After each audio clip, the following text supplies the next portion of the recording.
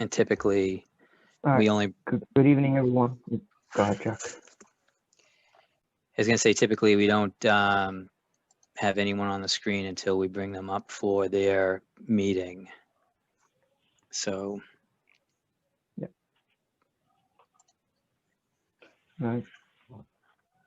Good evening, everyone. We'll begin shortly here. Just pull up my agenda. All right. It is at least 7 o'clock. It is January 13th.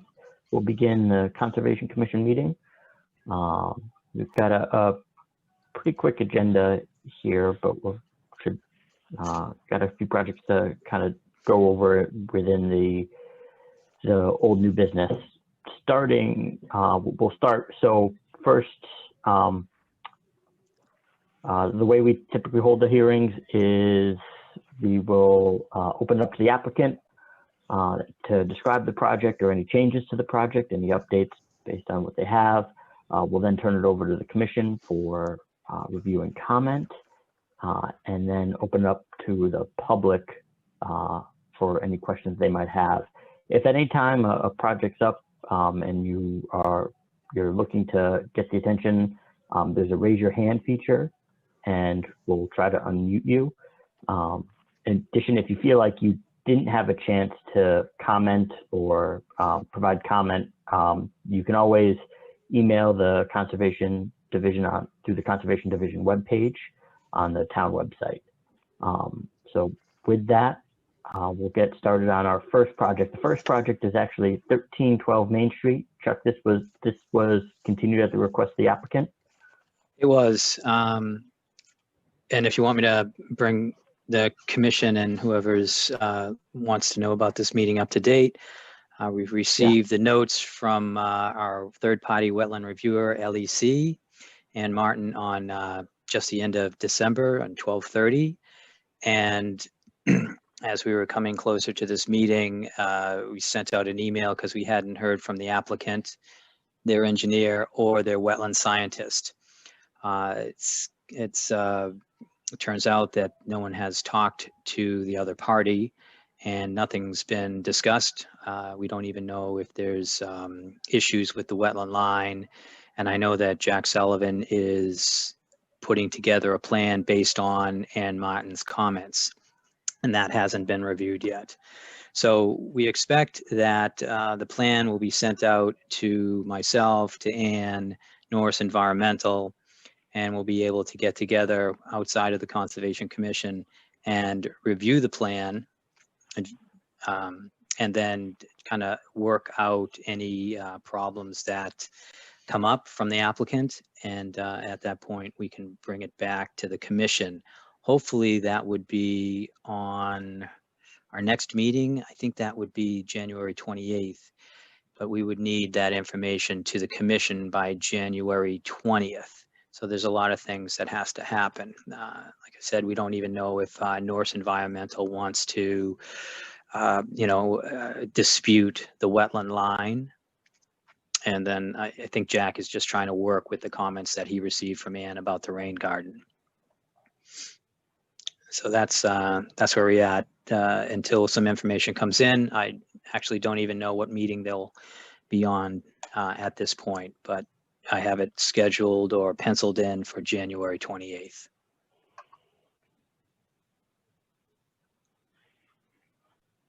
All right, thank you, Chuck. I guess with that, can I get a motion to continue? I'll make a motion to continue 1312 Main Street to the next meeting, January 27. Is it?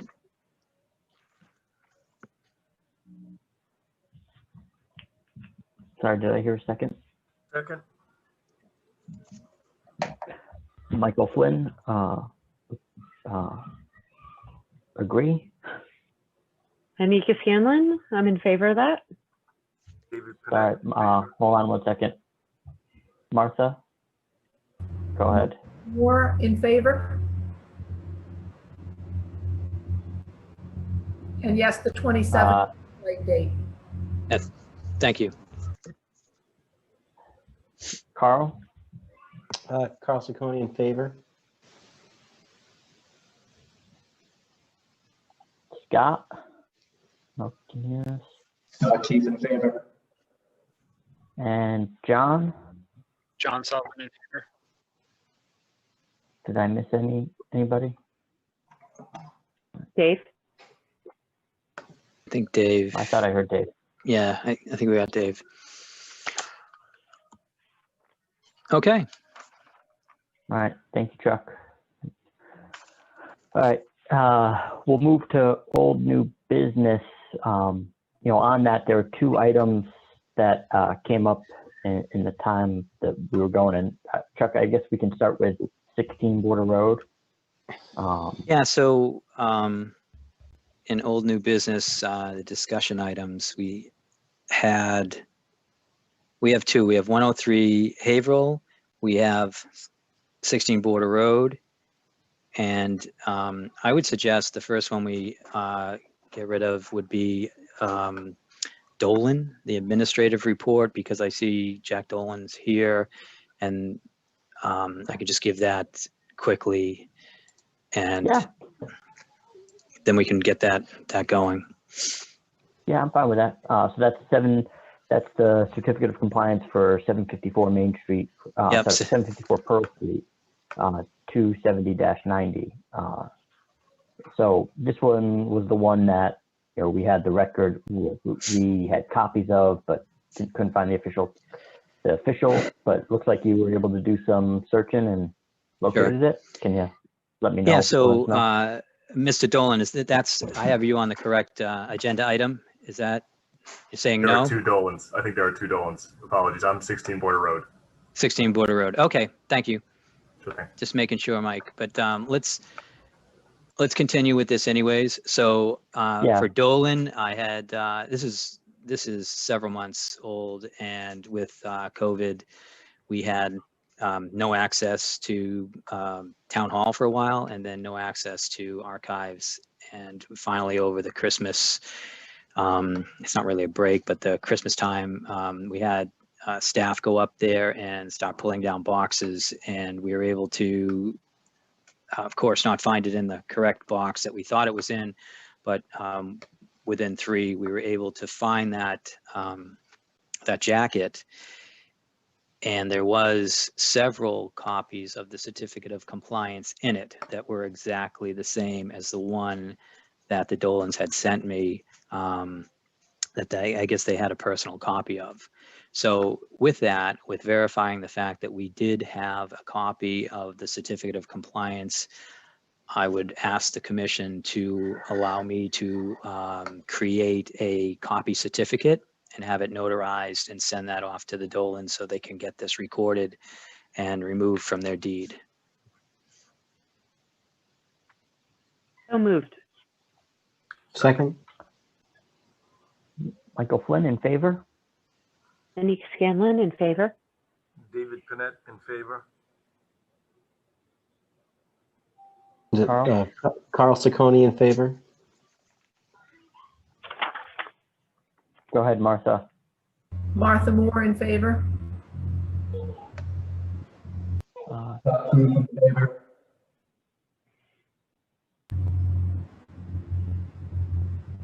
And sorry, John, I'm looking for you. You moved around on the list there from me. Go ahead, John.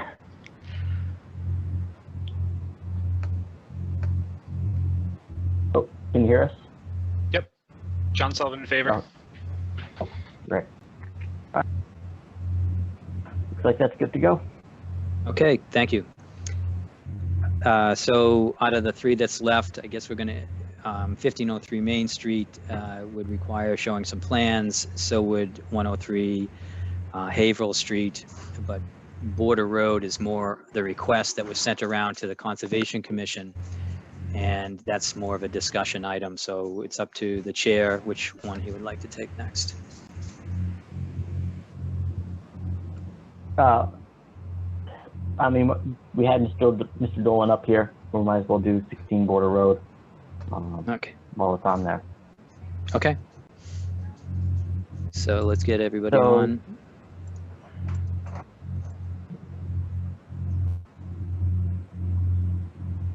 So Chuck sent out a letter. So see if I can share screens here, Chuck.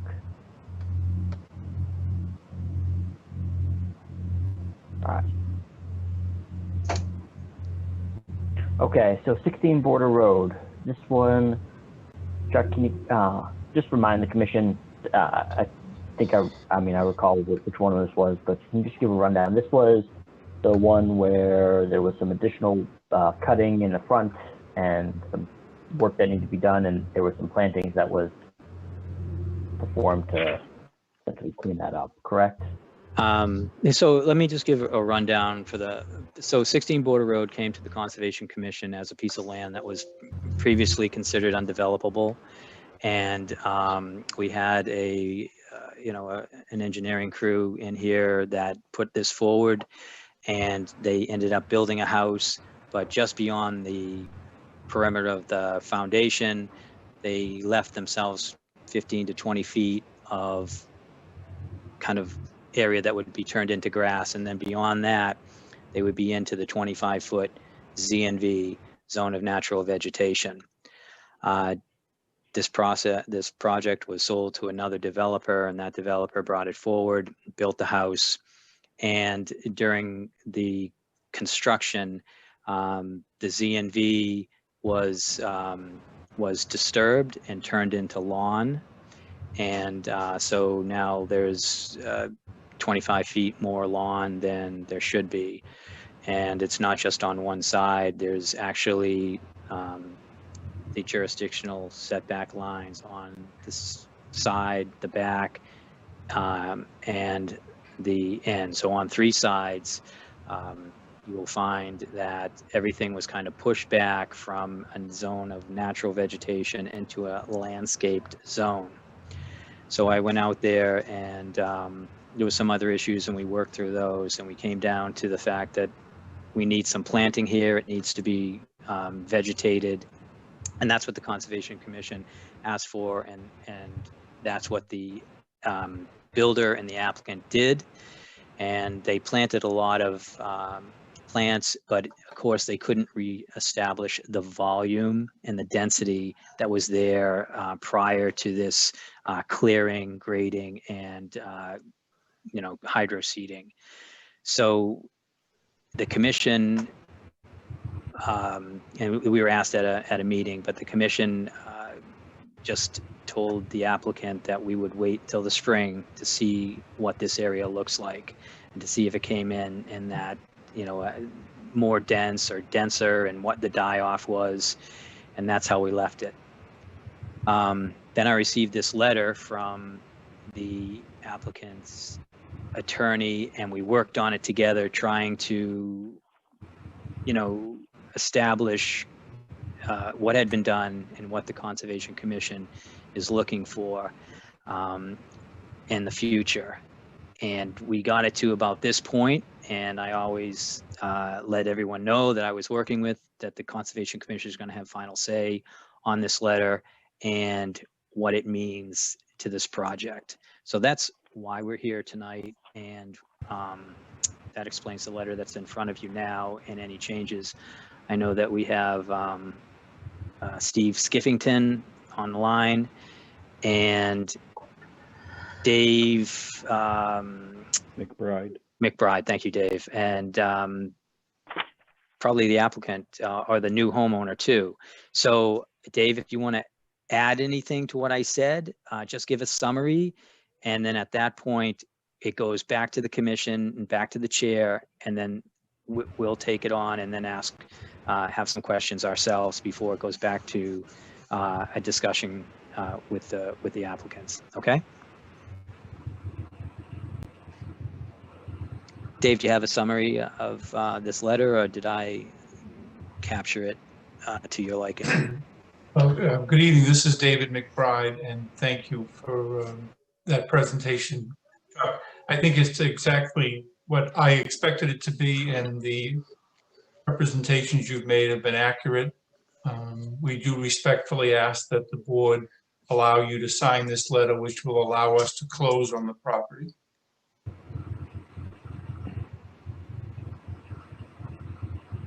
Okay. Thank you.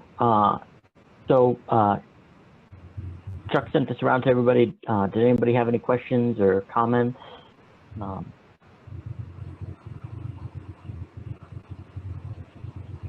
See some notes on it. It must be Mike, Yeah, right? so those are my notes. So yeah, you're looking at my screen. So go ahead, Anika. Okay, thanks, Mike. I just want to take a step back. I did drive by the site today, and so I had a couple questions. The first is merely procedural. Chuck, in the past, I've been part of projects that request partial certificates of compliance. Do you think that vehicle is a possibility here? I do not. DEP and MACC frowns on partial certificates of compliance because the commission loses their authority with those, and we have not issued a partial. I don't even think Fran issued many, but I haven't looked through all her files. But it's not done, especially with single-family houses. It's more something. I think the times that I've seen it were on developments, right? Where it was a single property that ended up getting split. Yeah. And we still don't do that, Yeah. so. Yeah, okay. Thanks for clarifying that. It was just a question in my head. The second part is, so I stopped by the site today. Chuck, you said there were a couple of issues with the property that you worked out. Yeah. And I don't know if you could, I don't want to repeat things you've already resolved. So maybe you could go into what were the issues you worked out? The detention basin and how it worked was a question when we first reviewed the site, but we were able to understand that a little bit better with the engineer when they chimed in on how that would work, which was a dry well, but it was it basically allowed water to seep through it. So the water entered the dry well, and then on larger rainstorms, it may percolate up and into the area that's designated for a depression and a vegetated depression, but mostly it takes the rainwater from the roof and filters it into the ground through the dry well, and whatever is cast or sheet flowed into that depression area would kind of work its way through the vegetation and then back down into the dry well. My confusion was I thought everything entered the rain garden detention area, percolated through the vegetation, and then into the dry well to be filtered through the soil. But that's not how this system works. So we worked through that, and we worked through a fence that was installed, and For the propane tank? in the propane tank and the granite bounds. And the granite bounds are supposed to be installed every 40 feet and then on turning intervals, and it was those turning intervals that were not found. So that may be something that still has to be looked at, but again, you're not issuing a certificate of compliance tonight. This just to clarify, this letter is just to confirm what the outstanding issues are. That's as I read it. Mr. McBride, how would you summarize the letter? I think that's an accurate summary. These are the outstanding issues that are going to remain. And, I know there is a bond also being held, and the new homeowner, once we close on the property, is aware of this. And we've we've been very transparent about our dealings with the commission, and they're on board with the letter.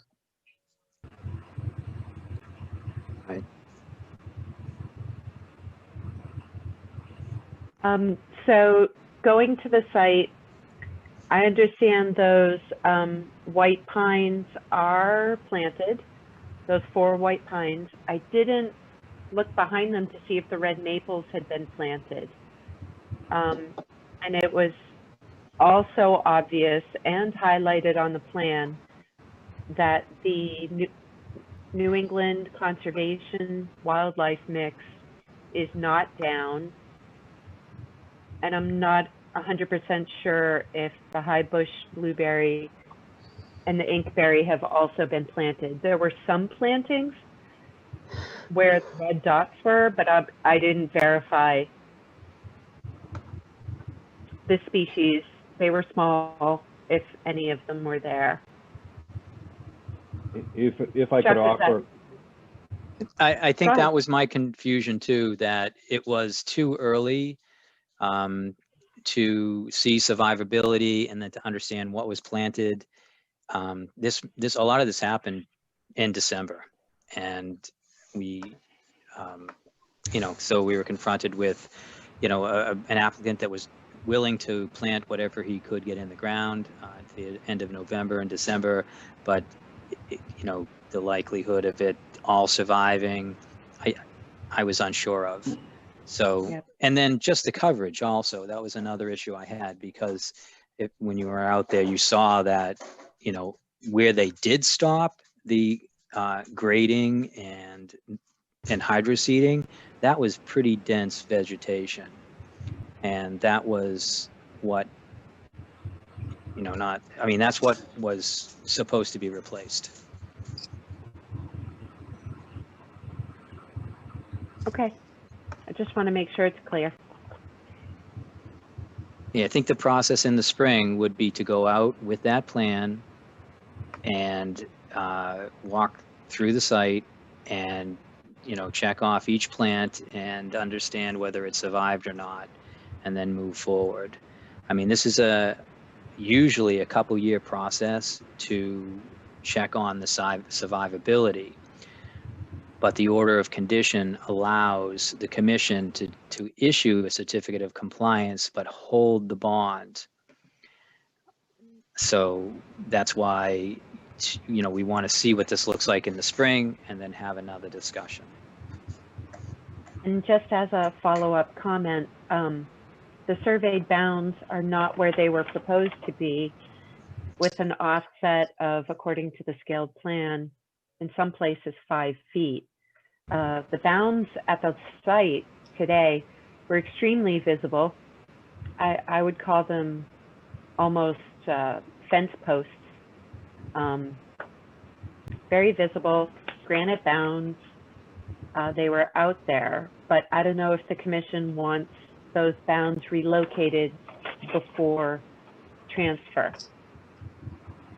So I want to open that question up to everyone else and see what they think.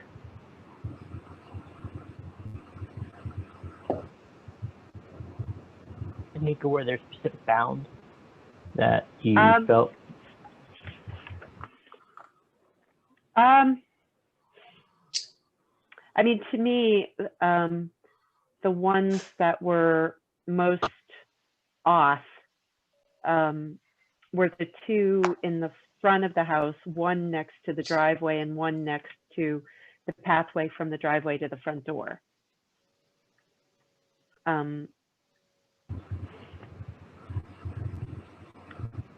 But being out there, I mean, it's such a tight lot. I could share pictures. Actually, I'm not sure how to share. I could share pictures from today if people want to see it today. Were the granite bounds closer to the house? Do they need to be moved closer to the house, or they push them further into the 25-foot? So according to the as-built, they're further, all of them are further toward, closer to the wetlands than they should be. Yeah, so Some those, by a little bit, some, yeah, so those would have to be, especially the one that's 5 feet off, would have to be checked. But that's a certificate of compliance issue. The granite bounds are very visible, and you know, to have them move before the certificate of compliance is issued, it seems to be generally what the commission would ask for, or at least we usually just ask them to have them installed and then surveyed, and we get the plan. But in this case, we're just backtracking a little bit. okay. Then in that case, you know, maybe in the context of this letter, you know, if Mr. McBride and Mr. Skiffington are looking for a single letter that sort of is a hit list of what's left that could be issues, it should be admitted here in this hearing that this could be a partial list between, do you know what I'm saying?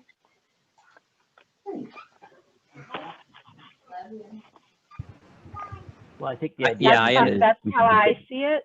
I don't know how other people's judgments on this, but it seems to be a partial list of checkmark items.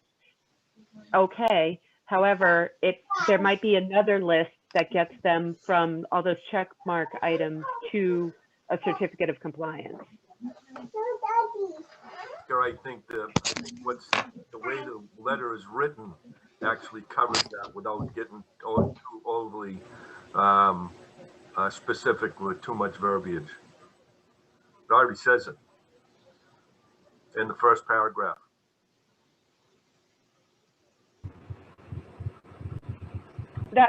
I disagree. I mean, if we decide those bounds need to be moved, It says. then that is an additional Yeah. order, And it an says, additional and the correct, condition. and it says, and the correct placement of the bounds.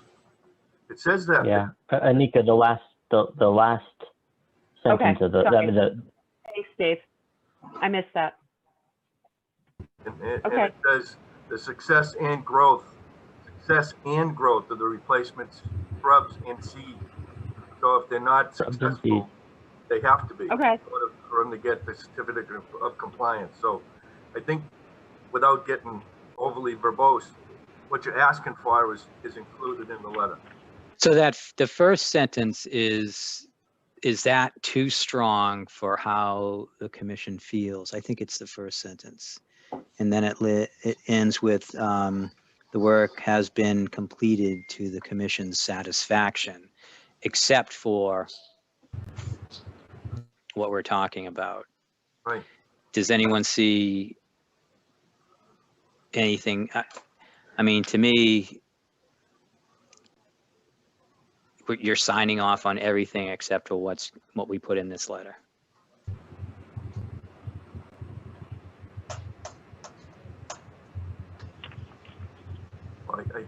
I think the things that you've mentioned that are in question are the items, the planted items, the seeding, and the placement of the concrete bound, the granite bounds.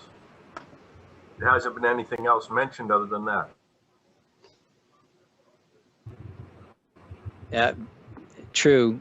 I don't think so has the entire commission gone out there and looked? I mean, I think that's another step. This is almost like the prerequisite to a certificate of compliance where we receive the material, the commission goes out, we have 10, 20 eyes on it, and everyone brings in their comments, and there might be something that me, Mike, Anika missed, you missed, whoever went out there and hasn't had an opportunity to, say that, hey, I agree that this is completed to my satisfaction. But So that wouldn't happen at this point until after we see what successfully grows and what comes in. So at this point, it's premature to actually make that assessment. That assessment's going to be made sometime down the road before the actual real certificate of compliance is given.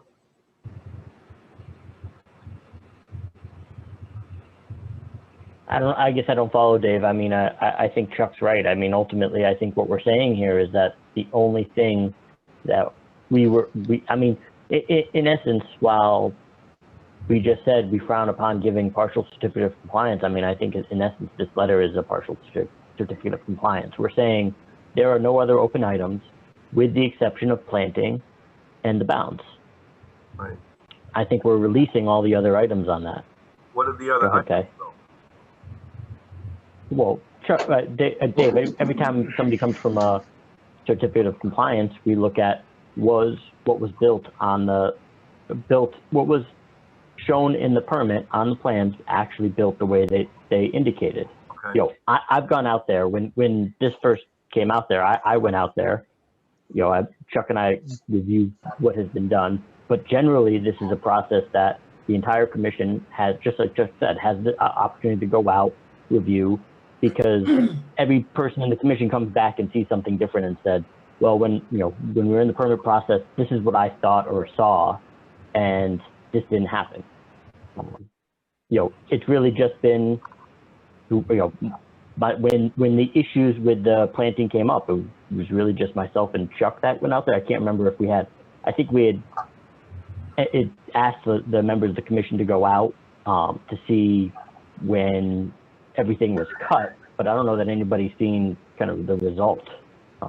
So we haven't really gotten to that normal certificate of compliance step where you check everything else, but we're saying everything else is okay.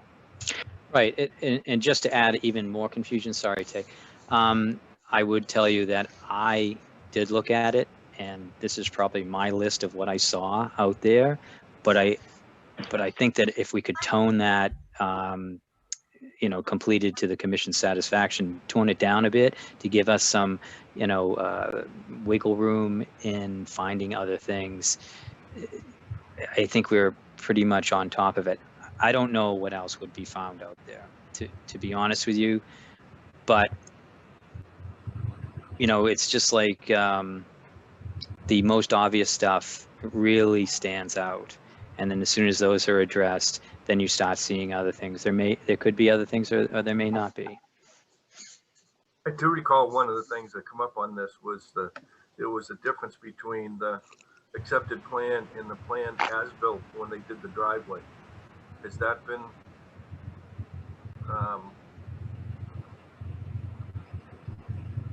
accepted with what the driveway, the changes in the driveway? I don't think that that driveway would be that change in the driveway is big enough for us to worry about. And Okay. there was, when I went out there, there was also no there wasn't a gutter on the front of the house. Right. But I also don't think that that's an issue for the Conservation Commission. The question Hey, I was going to go ask, ahead. How about before Dave, my Dave, daughter hold on. comes back in again. Oh, sorry. Dave, hold on 1 second. Go ahead, Dave. Hi. The question I was going to ask is just procedurally, why is this letter being requested? Why, and if this is different than the normal procedure of going through a certificate of compliance and checking the site, the normal procedure, why is it going this way? Is it because the developer needs to sell the property? Would this be appended then to the deed?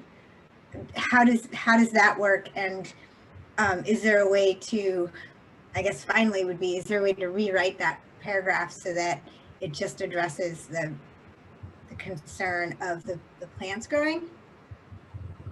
So it leaves the rest open for the final check and certificate of compliance. What about if we change Dave.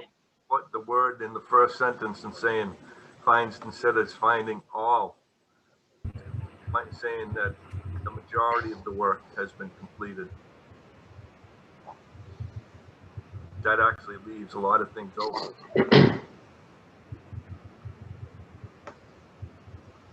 does that meet the intent of what you guys are looking for, David and Steve, or? So if I understood Mr. Panet's comment, he would take the first paragraph and just say that in the third line finds that the majority Correct. of the work has been completed to the commission's satisfaction. Yep. And then take out with the only exception.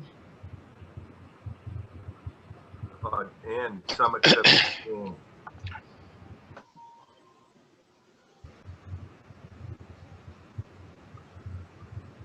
Or instead of, There may be some exceptions being. You could say, yeah, with the exception of, or with the most obvious exception. Yep.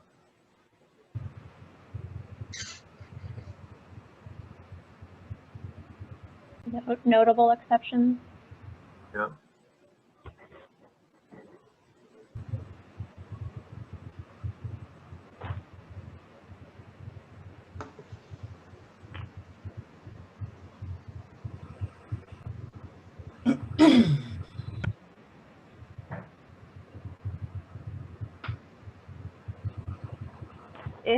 If it would be helpful, I can share Mhm. the photos I took today.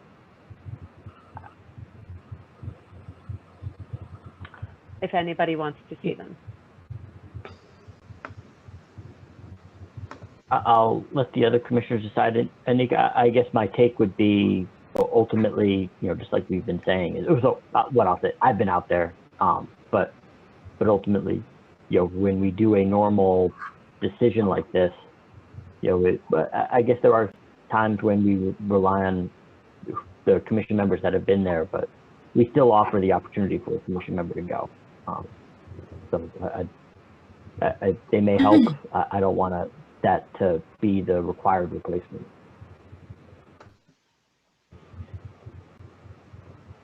so what is the normal procedure then for a certificate of compliance, and is this unusual, or is it this common, this kind of?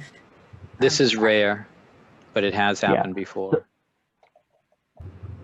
So the normal procedure for a certificate of compliance is the applicant would submit the paperwork saying they've completed the project in accordance. Chuck would then send that around to the commission as part of the agenda, and he would add as a site visit within that agenda, a site visit within that agenda, so that the commission members have the opportunity to what comes in with the order of conditions plan is the as-built, and the commission has the ability to go out, look at the site, look at the as-built, look at what they had for the permit, and confirm that this was built in accordance with the order of conditions. We have the meeting, and at that meeting, the commission can ultimately provide comments.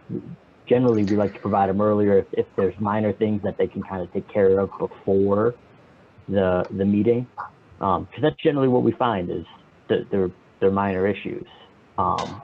But if a certain commission member has a comment, a lot of times it'll go to Chuck and say, "Oh, look, a bound was in the wrong spot, or we were missing one bound," or those are like the most common things that we find.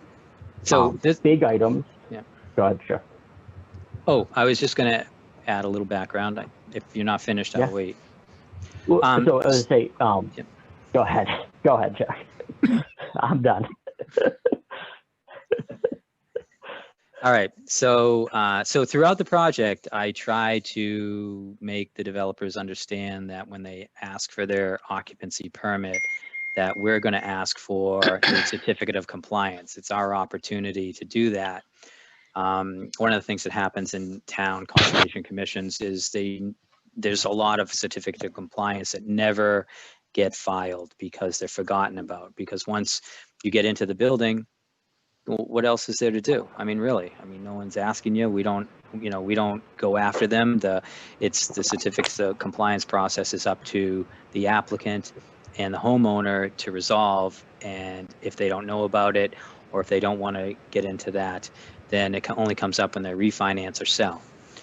So Steve came to me in plenty of time to walk out there a few times and bring up these issues and work on this prior to, where we are tonight.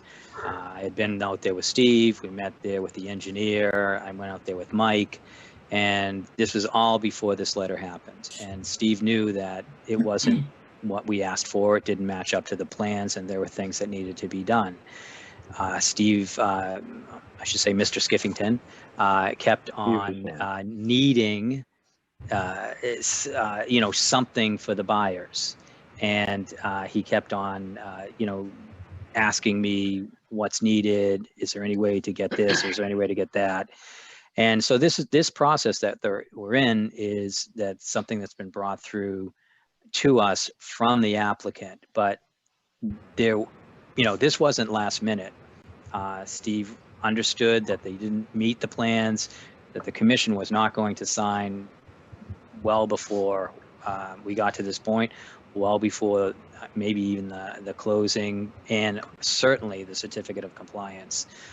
Everyone in town who has a conservation permit and a building permit, which is typical, I do not sign the occupancy permit until I receive Form 8A, an as-built plan, and a letter from the engineer. And with that letter that notes all the inaccuracies, we go out and check out the site, and depending on the severity,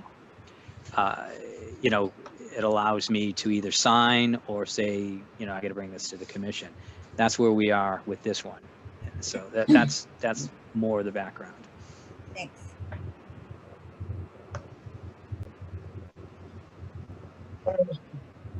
Under Erosion.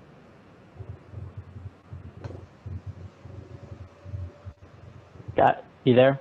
Yeah, this is Scott Keith. I'm just wondering, this letter is being requested, I imagine, to provide the lender of that buyer. Is that correct?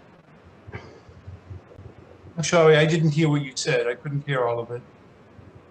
This letter that's being requested, is it to satisfy the lender?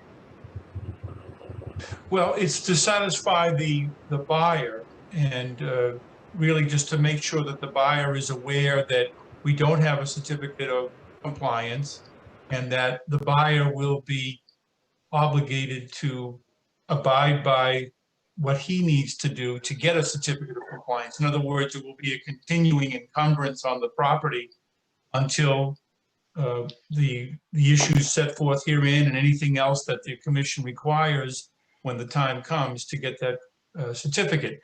I think the buyer has communicated with Mr. Skiffington, and his lawyer has communicated with me to see if we could get something from the commission. And this is how this letter, the genesis of this letter was that they wanted something to give them some sort of a perspective on where we were at with the order of conditions. And that's how the letter that Chuck and I worked on got to be this form. I have communicated with my client by text while we've been listening to your comments and seeing the changes that have been made. We very much appreciate and understand your work on this. And I think if the commission deems it appropriate, we are satisfied with the letter with the changes that both the additional ones that were made earlier today and the ones that are being made as we speak.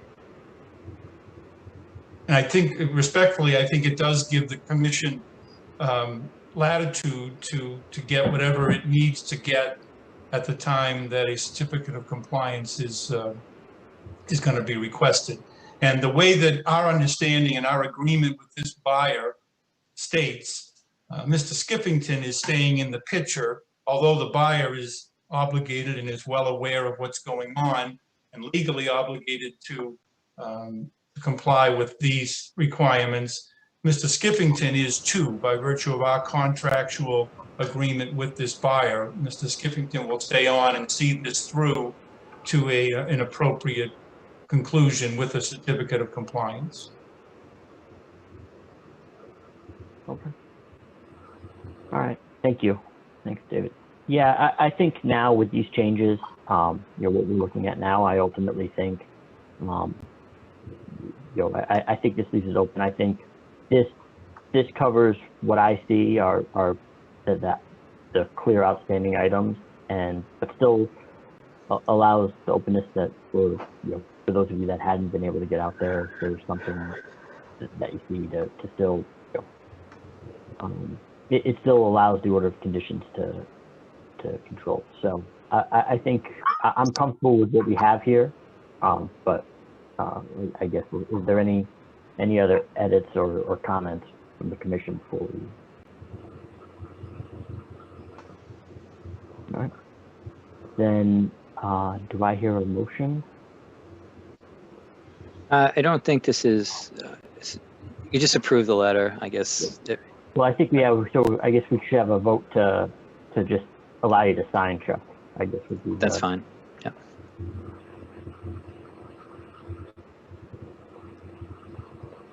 I make a motion that we revise the letter as noted and advise that Chuck sign it. Right. Second. Michael Flynn in favor? Anika Scanlon in favor. David Pinette in favor. Martha Moore in favor. Scott Keith in favor. John Sullivan in favor. Carl Ciccone in favor.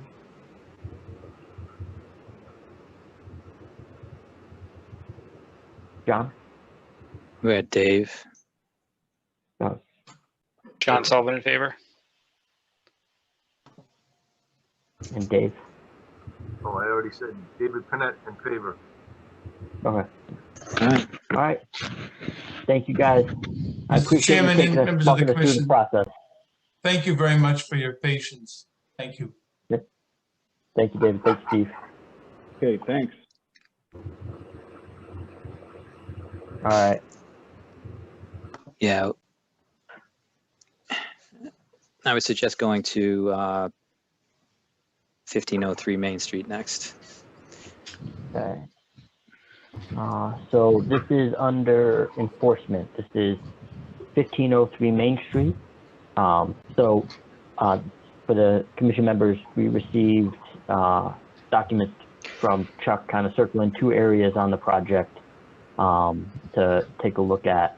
But I'll let Chuck kind of give a background of what's going on and where we're at. So I wanted to let the commission know that I put this on the agenda before I had talked to Mr. Castellano about what had gone on out there.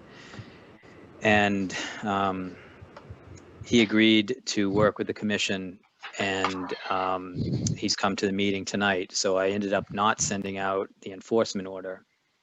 So there's, in a sense, there's nothing, there's no enforcement on the table at this point, but could be if we don't come to a conclusion.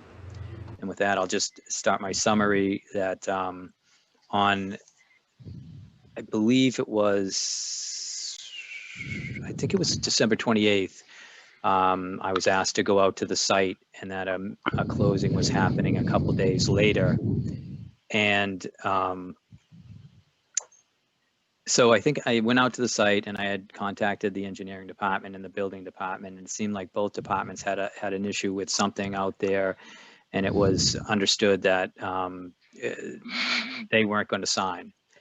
And then I think on Thursday, it was the other two departments had figured out some way to sign the occupancy, leaving the Conservation Commission out there as the only one that didn't have a signature on this occupancy, which was going to create a lot of problems for the new buyers and for the developer.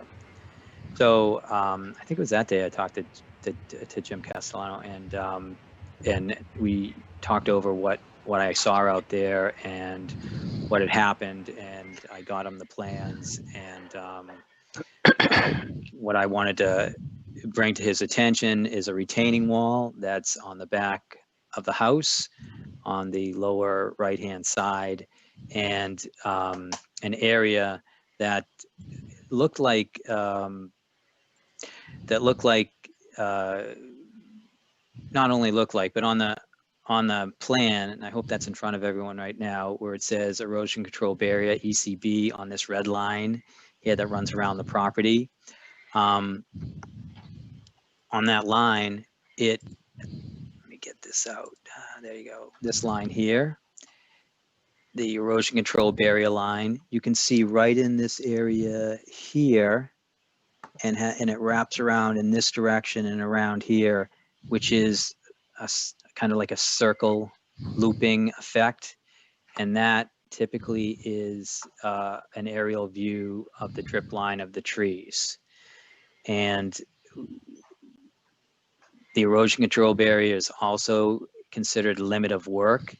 And so this is our approved plan. So the commission didn't approve anything beyond the erosion control barrier heading, I guess it's northwest, and they did not approve the retaining wall on the corner of the house on the right-hand side. The retaining wall hugs the 35-foot no structure zone and then dips into it as it goes towards the corner of the house in this area right here.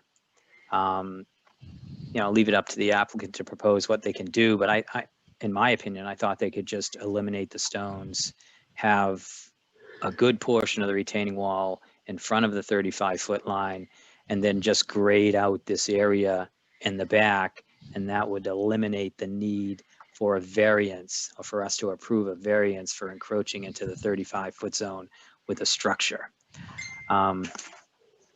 So some other things that I saw when I was out there, because this, for me, this wasn't just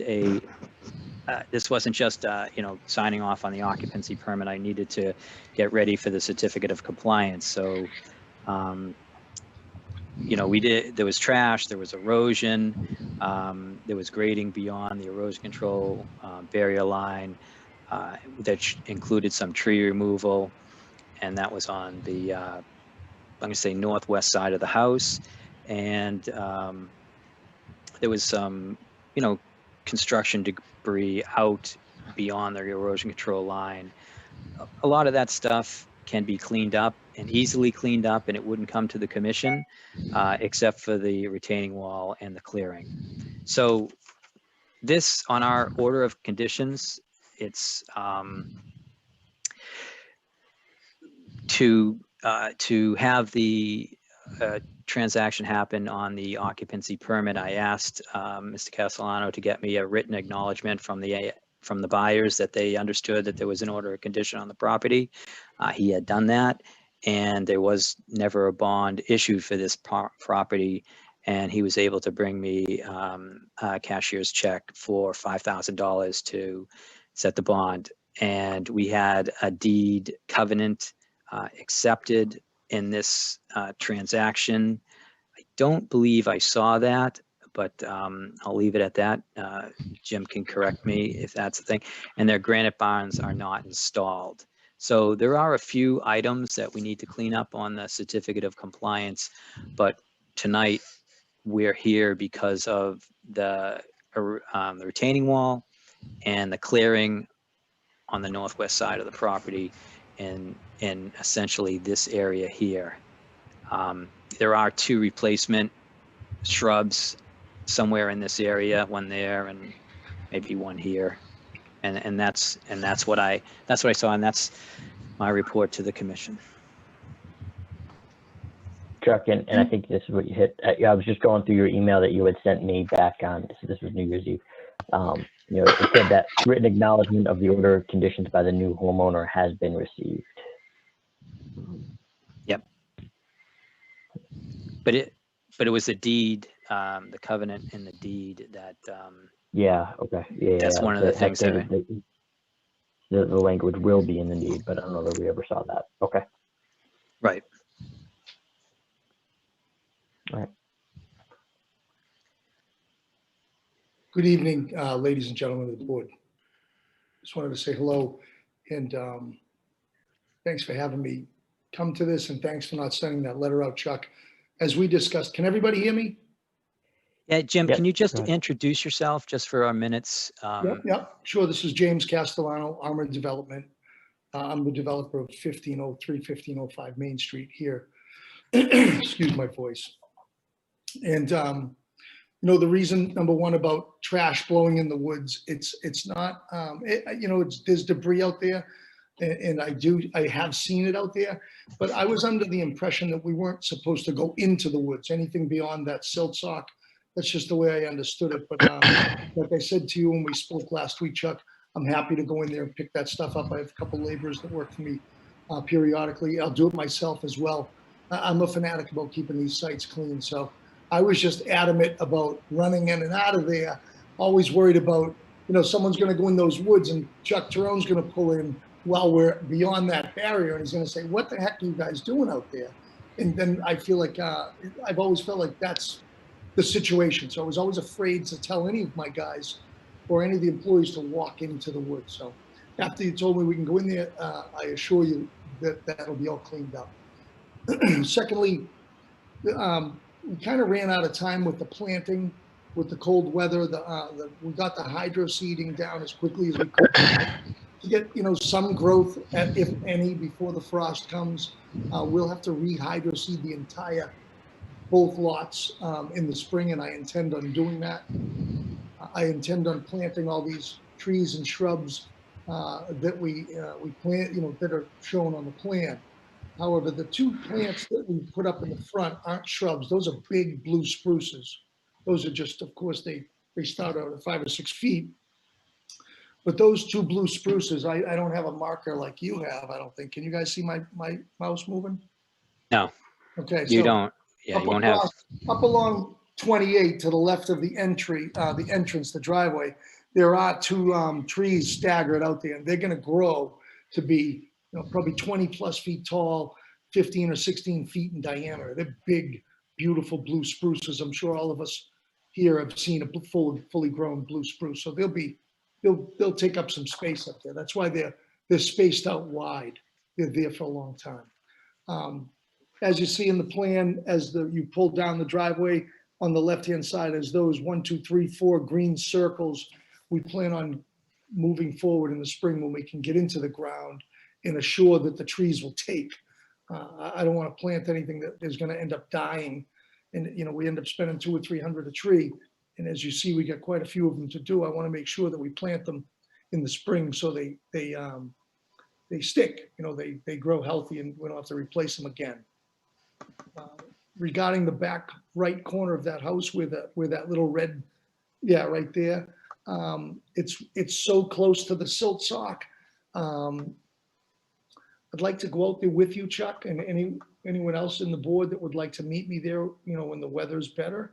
And we could brainstorm on what you'd like to do there, because there is in that rear corner, that's the exit door, utility service to the basement, the furnace and all that. So there has to, I'd like to, I'll build a wall there if you want me to. I just don't know. I don't know how it'll take, we got to figure it out. Over to the right, we have the septic tanks. As you can see, they're in front of that deck. And there's some, the boulder wall that goes along that. Back a little bit, Chuck, back a little bit. No, back towards the back of the house. Yeah, right along there's a boulder wall that holds coverage for the septic tanks. Right back there.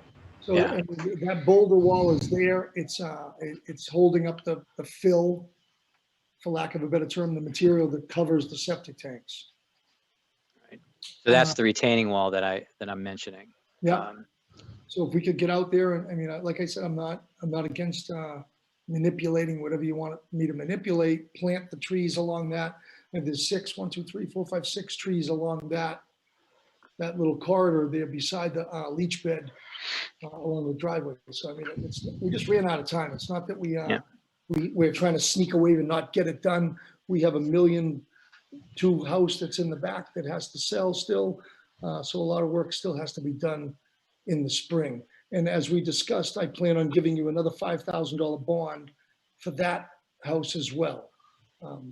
So there'll be a $10,000 bond on that the town is holding, and the buyer's attorney is in the front house is holding an additional $5,000.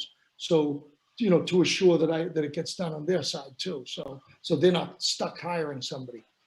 But that's not my intent. My intent is to fulfill my work and keep my reputation. It's not how I operate. So we do work in the surrounding towns, Stone and Wilmington. We're doing a big subdivision in Wilmington. You know, there's no reason to leave things incomplete. That's not how I operate. So nothing I can do with this weather. It does seem a little mild right now, but to plant trees in this weather is impossible. And to even get them from the nurseries this time of year is impossible. I barely got Mr. enough Castellano. over the front of the house. Mr. Castellano, I guess as far as the back home, do you have plans? You know, is that going to be selling shortly? Do you plan that the planting and all those other items are going to be in before we're looking for an occupancy permit on the back home there?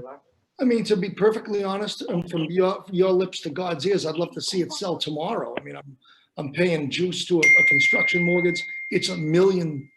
I think we're listing it for $1.1 million. A lot of money invested there.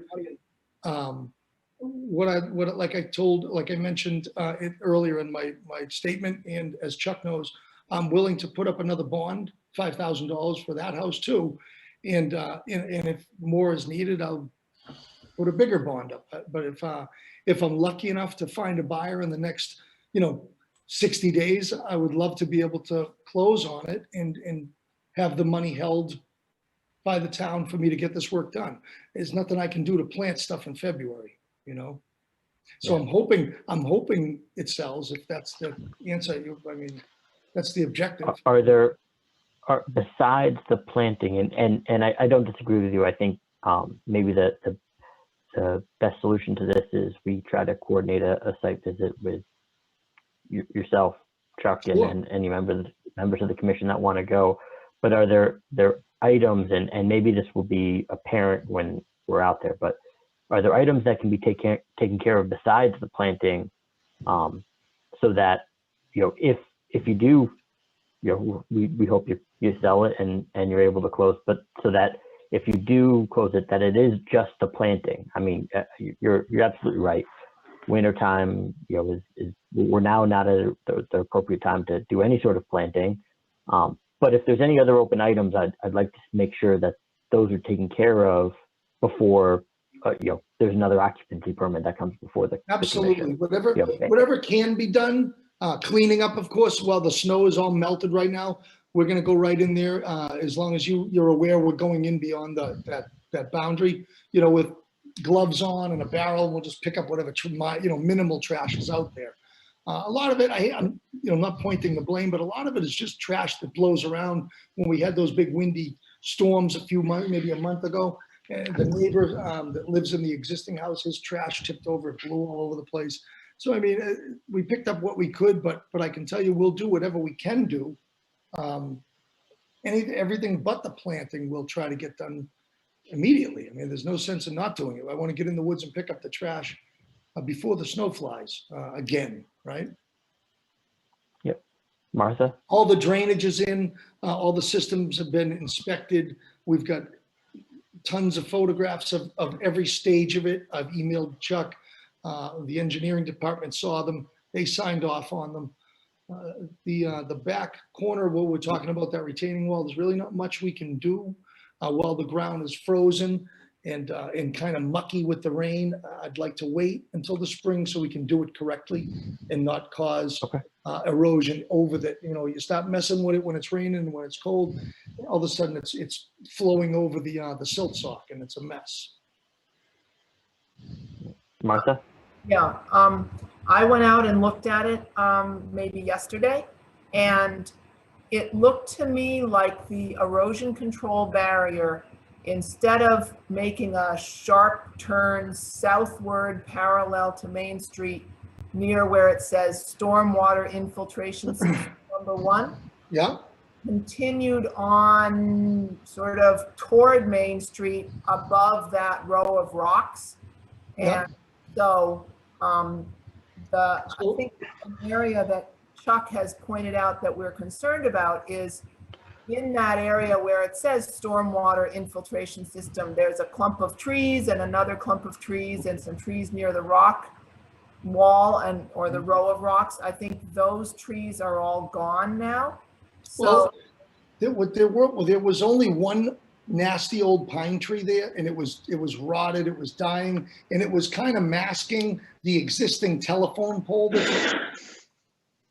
There was really no growth other than some gnarly vines and stuff, and it just looked really, I don't want to use the wrong language. It looked really, it made it look poor. It didn't look, you know, those are $1 million homes. I wanted that. When you pulled up to the front of a home, you know, your first impression pulling in, it looked abandoned, I guess is a good word. And when we had all that material and we dug the basement out, there was a lot of loom that we stripped off. And all we did was pile the loom there and basically level it off, because it was just a depression from the roadway to the edge of that driveway. It was just like a big, it wasn't wet. It was just filled with garbage, not garbage like man-made garbage, but just rocks and boulders and overgrown gnarly vines. So what I think happened with the way that silt sock got installed, I have a previous plan that I actually emailed it to Chuck earlier today, and he said, no, the actual plan is this one. So when I gave the plan to my, it's called S&M Farms. They do all the installation of these silt socks and wattle socks and all that silt fencing. That's their specialty. I think I gave them a plan that was previously designed, and it had that erosion control where you see it. So when I saw this one, I'm like, oh boy, that is not how we did it. We didn't install it that way, but we didn't install it that way because we were trying to be sneaky.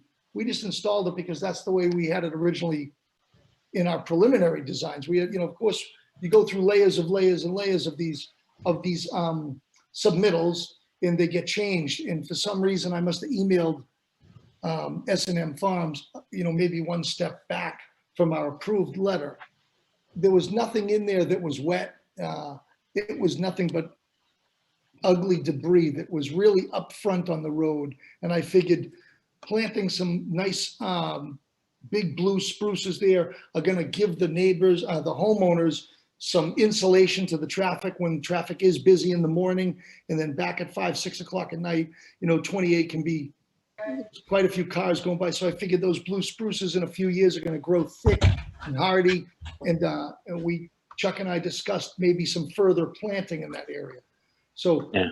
I'm willing to, you know, plant a bunch more stuff out there to make it look a little more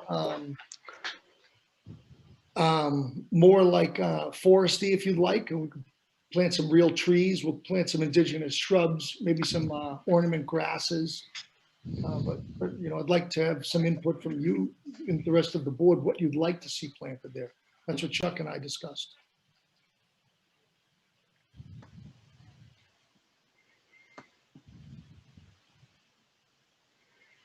Sorry, Anika, I saw your hand was raised. Go ahead. Hey, thanks, Mike. Just to report to the rest of the commission, if Taya and Nicola don't mention this, we were at the site yesterday afternoon as well. Walked around, and I saw that back door behind the building. I saw the retaining wall that was constructed down slope from the septic tanks. Saw the area that was trimmed and filled and seeded. One of the things that hasn't been brought up yet that I just want to mention is the substantial rains we've been getting in the last month have caused rills of erosion through the existing lawn area, and substantial sediment deposits between that retaining wall that he's talking about and the erosion control in a couple of areas. I mean, I don't know, I'm no expert, but it might take, you know, if we have a couple more substantial rain events, which is likely before ground fully thaws, some of that erosion control can be overtopped with sediment. And I've got concerns about stopping that erosion during the winter time. Would you like me And to I'm put some sure- hay bales? I'd be willing to grab a bunch of hay bales and, line some hay bales up so it's almost, builds it up a little so we have that security. I'd be happy to do something like that. I'll let other people chime in. I'd love to see, that deposited material removed, because it's kind of a filling area now, and it shouldn't be. And Right. so, Like I said, you know what I mean? So some sort of repair, and also let's get that erosion control barrier back where it should be, and make sure the existing erosion control quality is sufficient for the rest of the project. Okay. So I'll let other people from the commission, if they want, comment on that. I don't know, Chuck, if you noticed that, or if Nicola. No, I or- did Okay, notice that, fine. and there's a substantial rain coming in this weekend. It's either Friday or Saturday, but one of those days. I do think that you're not going to be grading now until the spring. I do think that you need to add some additional protection in the back there, and the erosion has gone past the erosion control barrier in a couple of spots. So it would be a good idea. I'm not sure if hay bales are the best idea. Jim, could you do mulch sock? I just think the sock is no thicker than what we have there. I think the hay bales offer, a good 16-inch by 16-inch barrier. And I understand that. But the reason why I'm shying away from the hay bale is because it introduces invasives into the wetland area in that zone, because that hay is just, upland, so, upland grasses, and there's a lot of invasives in that. So the mulch sock at least can turn back into dirt. You can just rake it out when you're done. And you can even get a biodegradable, wrapping around it. But look into that. And Okay. I guess my second choice would be salt marsh hay, which is not easily found. So what about one of those, the And- black and they have- the silt fence, the black silt fence? So those have to be dug into the ground, and you might not have the opportunity That's true, yeah, to because dig it's that broken. in. Right, okay. Listen, I'll call S&M Farms tomorrow morning, and I'll get them on schedule to put a mulch sock in. Again, I'm always here to work with you guys. That's what this is all about. This isn't about trying to get out of doing it. I want it to be done right. I want my clients to be happy. They're spending a lot of money on these homes, and I'm well aware of erosion from the rain. That's the issue with the grass not taking 100% because we hydro-seeded so late in the season. So Right. there's going to be a lot of raking and filling and pulling stuff back in the spring once we're ready to scratch it all up and re-hydro-seed. But I'll be happy to put that mulch stock in. And that mulch sock goes in front. So green. on the upland side Right. of the Towards barrier. the house. Yep. Exactly. I understand. And Anika and Nicola, we had talked about when we were on the site, we looked at where the vegetation, where it indicated there was a cut, and we didn't see any tree trunks or anything. But I'm looking on Google Maps right now, and you can see what the vegetation used to look like there. If you look, You're talking about the up front again? Yeah, the front. And like I said, there was only one pine tree we cut. That was the only one, and it was because it was dead. It was, the branches were falling down. It was like parallel with the telephone pole that's there. There was nothing there that was of growth other than some ugly, gnarly, like overgrown vines. Yeah, I'm seeing what Tay is as well. There's some, at least on Google Maps, there's some additional deciduous trees where the prior mailboxes were, and some shrubs and everything else. So I would like to see some replacement of those considered. I'll put some trees up there. I'm happy to plant, like I said, I'll plant a half a dozen trees up in that area. I'm happy to do that. So typically the commission, so the commission would be reviewing a plan, even a sketch that you put together, identifying the size of each tree and plant you want to put in there, and we would approve it. And there's time, because it's, it's winter time now, to have that happen. So just so there's no confusion and that we're all on the same page. So the first step would be, for the commission to, to come up with an amount or an area, or maybe we can work through that, or not even get into that part of it and just say, Mr. Castellano, just look at Google Maps and reproduce that habitat and bring that sketch back into the commission for our approval before we move forward. Okay. I'm fine with that. I think that's the right path, Chuck. And these are all native plants in this this area that you would put in, and I think there was one tree, and if Carl wants to chime in on trees and shrubs and things like that, I know that Carl usually says he likes to see at least some trees, but I'll let Carl talk.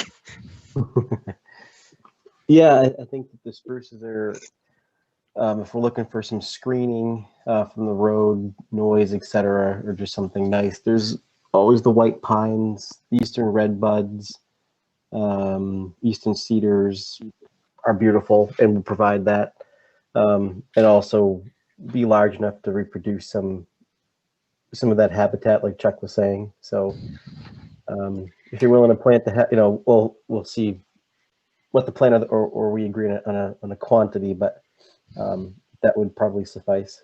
Okay. I'll work. You know what? I'll work with Thad Berry, who's an engineer. I work with Andy Bramhall, who's a surveyor, and they're the ones that put this plan together for me. They're familiar with the indigenous plants and trees that are in this area, and I'll work with them to get this plan done in the next couple of weeks, and I'll submit it to Chuck and the board, and you guys can interject on it and add to it if you want. And sure.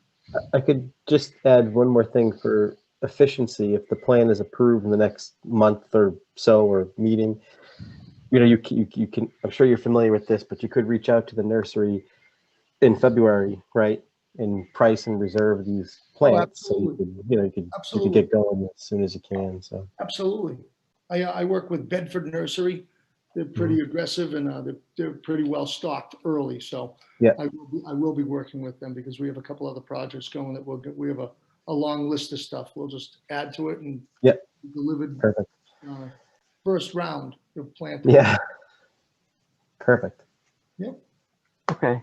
So this is what I'm hearing. Let me just we're gonna look to have a planting plan that addresses the areas that have been cleared that weren't part of the original plan. Is it still, do we still think it's a good idea to have a site visit next week? And maybe this is good because it would be a good opportunity to see that the mulch socks are in place and the erosion controls have all been, the status of all the erosion controls is kind of just cleaned up, and if there's any other changes, we can point that out. We can just make sure we all look at the trash together. We can all look at this wall at the same time. I mean, I think this is the best way to get a punch list on items that can be done in the short term besides planting is to go out and all look at it all the same, the commission and Mr. Castellano, and that way we're all looking at the same thing. I'm fine with that. Let me just say I want to call S&M Farms to make sure they can get me on their schedule next week. They're usually very responsive, so I'd be surprised if they can't, because right now I don't think they're out there doing too much of it at this stage of the. If at all possible, it would be great to get it in before Friday, because then Yep. the storm coming in. And one of the things that you should ask them to do is I don't know if it's you or those two laborers that you talked about, they need to go out there, and there's a lot of stuff that can happen between now and the commission's site visit. So the erosion that's gone beyond the line can be, just with a shovel, just thrown back on the other side. Yep. And then if any of that erosion has crested or looks like it's going to crest the existing barrier that's out there, they could just dig it down a little bit, and that would create a pocket for the mulch sock. Got it. All right. Like I said, I'm going to call them first thing tomorrow morning. They're in pretty early and they're very responsive. I've had them. I haven't had to wait for them even in a busy season. So I don't see why they won't be able to get out there either, maybe this Friday, Saturday, or absolutely the first of next week. And then we can all meet there maybe Thursday or Friday. So the other thing that I wanted to have you kind of like focus in on is that retaining wall. So when you cross the 35-foot line, you have to have an additional step with this commission, and we ask that you request a variance. So, based on my experience, I don't think you should do that. And I think you should look at whatever stones are beyond the 35-foot line to either pull them back to the 35-foot line or remove them altogether and grade that out. And that may work with the amount of space you have between the house and the 25-foot line. So that's just one area I want you to look at. But if you can't do that, at some point you're going to need a plan change request for the erosion control, for the retaining wall. Show me where which retaining wall you're talking about. The one where it's covering the septic systems, right? Yeah, so it looks like there's a walkout right here. Yep. Can you see that? It's kind of blue. Yes. And then we have something like this coming around the side. Okay. Yeah, and I'm going to say that's the erosion control. And I'm trying to get it out of the 35-foot, but I didn't do a good line. So maybe it actually comes up like this. And it's only this last 6 or 7 feet that's a problem that would cause you a variance. It's like 25 feet long, and it's only the last bit. So if that could get graded out, and it's really not holding back a lot of material. So I would be surprised if you couldn't grade it out. We'll just remove them and grade it out. Yeah. Okay. Chuck, can I ask a question about that? Because I remember this was discussed back before when the plan was being approved.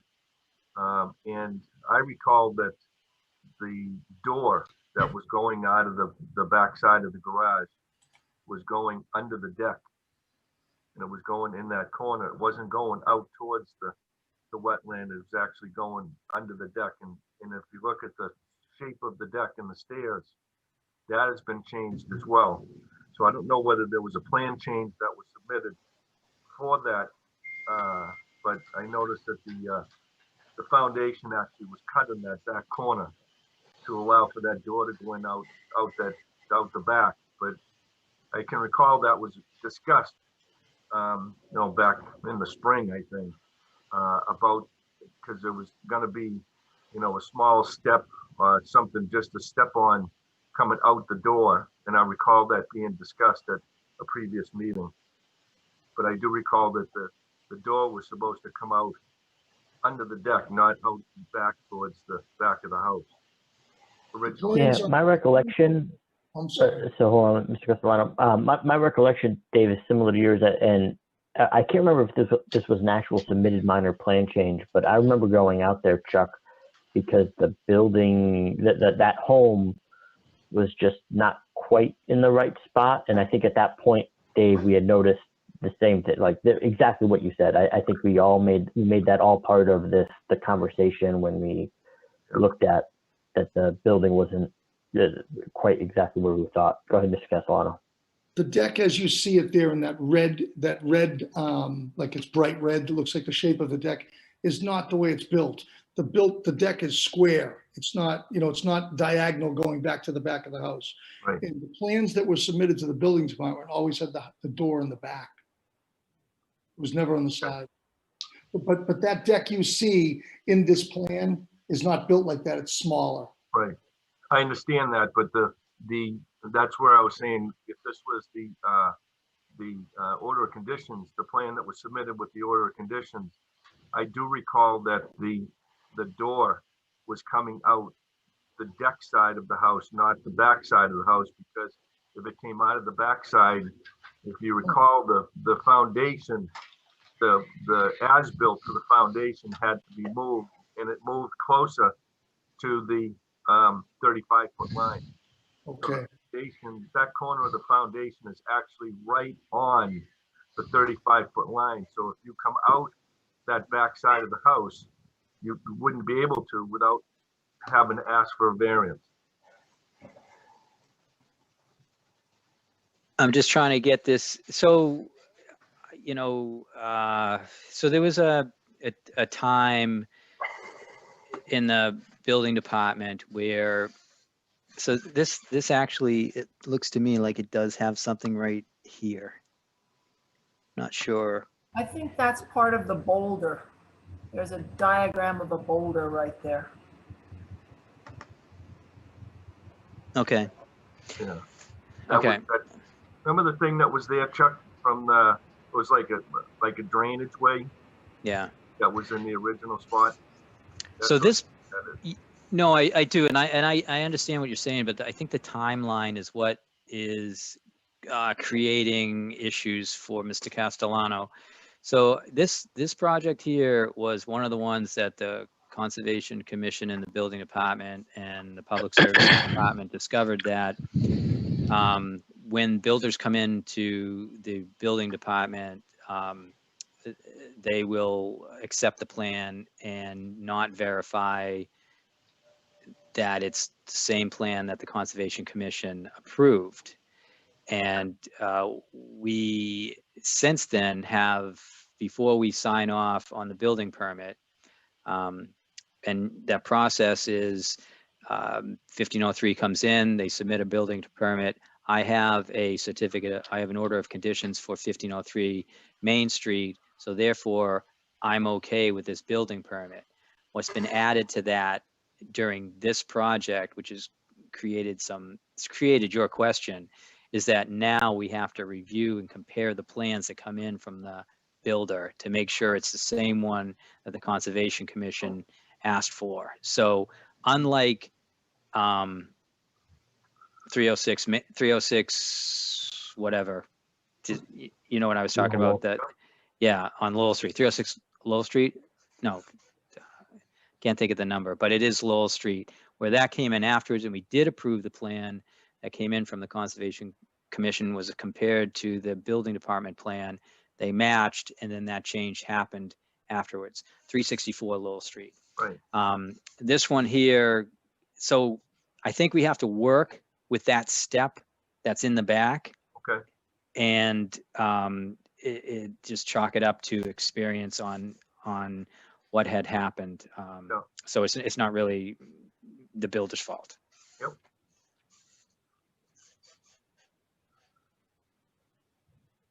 And secondly, you must notice that the platform that they step on doesn't look like it would last too long. Right. It's not really poured or anything like that. Yeah, so it's certainly one of those things where the new homeowner might come in and ask for some additional work.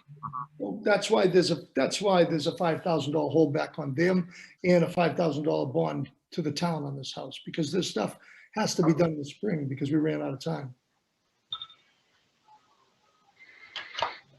To be honest with you, it was a wonderful thing to happen that the house sold the first time someone looked at it, but it caught us in a snafu because we had the cold weather hitting us. We had somebody wanting to buy the house and move in right away, and we ran out of time to finish the stuff. So, it's a blessing that we could sell it, but it's a little jam up because of the weather and we didn't get it done. But I can assure you, all the things we're discussing tonight, I'm taking notes. The mulch sock will be installed as ASAP. I'll have a plan sketched in a few days, and we can go. I'll have it submitted so you guys can have it before you come to the site. We can all meet there. One of the things that I looked at when I saw the excessive erosion that was going down through the rock on both sides of the driveway was whether to put a 2-foot strip of crushed stone or Cape Cod drain in there that had crushed stone that went into the drain that's adjacent to the driveway. That would be more of a permanent solution to the erosion problem near the edges of the driveway. I think once it's compacted and we just get the right material in there and the grass and everything grows, the water's not going to be rushing across it like it is. Mm. There's nothing to hold it in the grass. The water just runs right across it. Nicola? Just regarding the location of the erosion control barrier closer to Main Street, I was just hoping to clarify for the applicant as well as myself whether we want it to be in the location where it was initially intended, where it takes the turn and goes over, or to stay where it is now. Now that that area has been graded and only partially reestablished, it would seem that it should stay where it is as opposed to what was being shown on the plan previously. Like I said, right? I'd like to leave it the way it is because it looks nice, and just add with the sketch, if I could make everybody happy with some hardy trees like the white pines and the different types of plants that my engineer, my surveyor can come up with to put a comprehensive plan together. We can make it pretty lush and hardy in there. Okay, just want to make sure we're on the same page with that. Thank you. Thanks, Nicole. All right, what else? I feel like we've Any other question? I have another question. So I sure. want the commission to weigh in on that other house and how far they will go before any of this work is finished with occupancy and certificates of compliance, because if it does sell tomorrow, there's been no inspection, and we have this house that needs work and the other one. We do have a bond, but the commission's not in the business of actually doing work. So it would probably take us a lot more money than a developer to actually get some things planted. So keep that in mind. Well, like I said, it's a good question, Chuck. Hold on, Scott. So it's a good question, Chuck. I think ultimately, and I think that's why I want to establish like the site visit and get the items that aren't planting, checked off, a clear understanding and checked off. Because I think if it's just planting, I feel much more comfortable with the bond. And I think if we're out there, we might as well take a look at the both properties. But I think if we can cross off the list the items that can be handled now, I feel much more comfortable with the idea that, yeah, a planting plan needs to be submitted. Planting will occur in the spring. If between now and the time that they're planted, the house is sold and an occupancy permit comes to the town, I think we at least know that that's the planting is the item on the list, and it has to wait because that's what's appropriate. And that's what happens a lot of times with a project like this. As long as we can look at the erosion controls, the trash, all these other items on the wall, all these other items on the list that we think can get handled now, or at least have some sort of clear resolution to, so that if an occupancy permit comes through, there's a clear understanding of what the commission's expecting, and not a last minute crunch time decision. Does that make sense? I'm fine with that.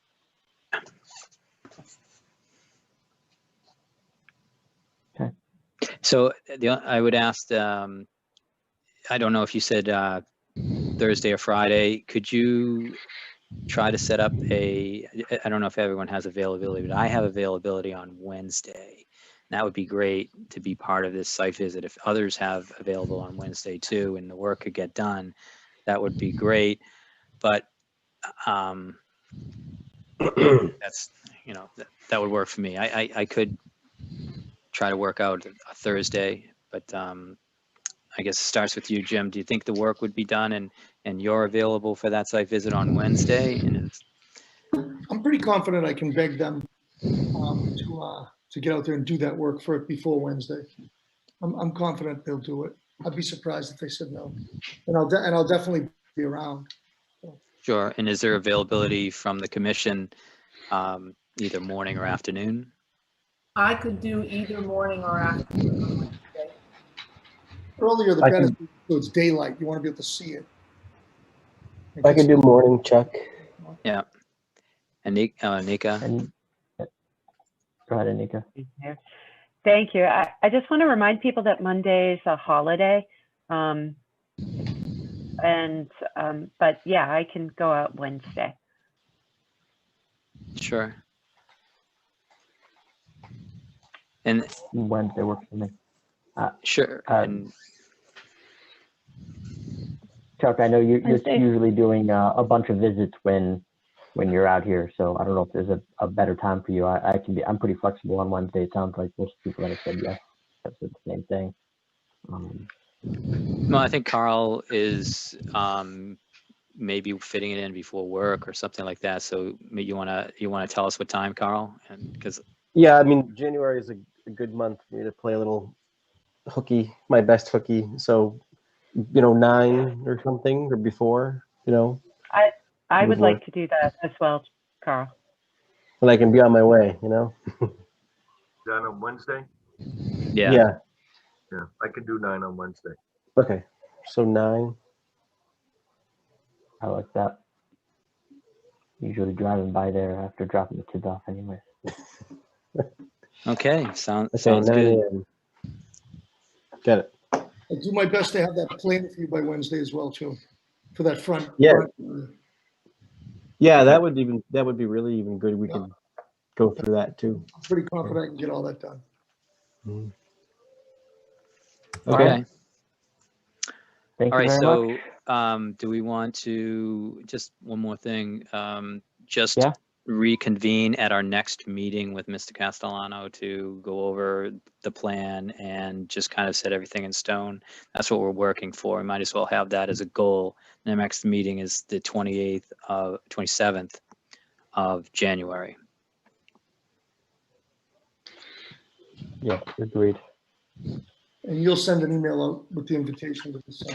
I will, and we'll be in touch more. I'll see you Wednesday and I'll send the invitation. And the invitation is also posted on the agenda, and the agenda is posted a week before the meeting. So that's on the town website in the calendar. Okay. But feel free to contact me, it's fine. I'll keep you in the loop as soon as I talk to S&M tomorrow. I'll send you an email schedules. You'll see people over there. You'll know what's going on. At least you know when they're going to be there, what they're doing, when the trash is going to be. We're going to have some people in the woods cleaning up. So. Okay. Thank you, ladies and gentlemen. Thank you. Have a nice evening. Thank you. Have a good night. You too. Bye.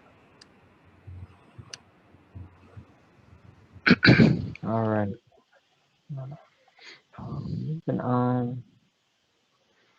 Chuck, we've been bouncing around, so now I've lost.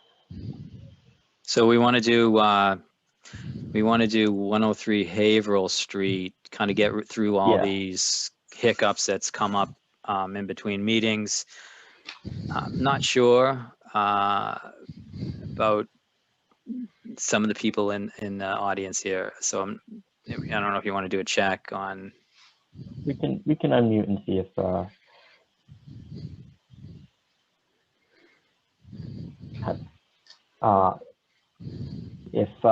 you're here for is 1030 Chuck? Is just have a number now? Yeah, so everything is 0 whatever street, unless it's developed, which is kind of confusing. And then they, you know, they go through the typical, you know, house number process based on distance. So it's 103 I don't know now. if That's either the of you are regular here zero. for- Yeah, so I don't know if either of you are here for 103 Haverhill. If you are, you can raise your hand, or I've given you the option to unmute. Otherwise, Chuck, I'll let you start letting us know what we've got.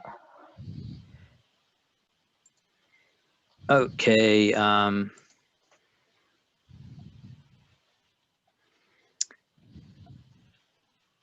think it's this one here. Let's see. Yeah. I'm just pulling up the plan. Just give me a second.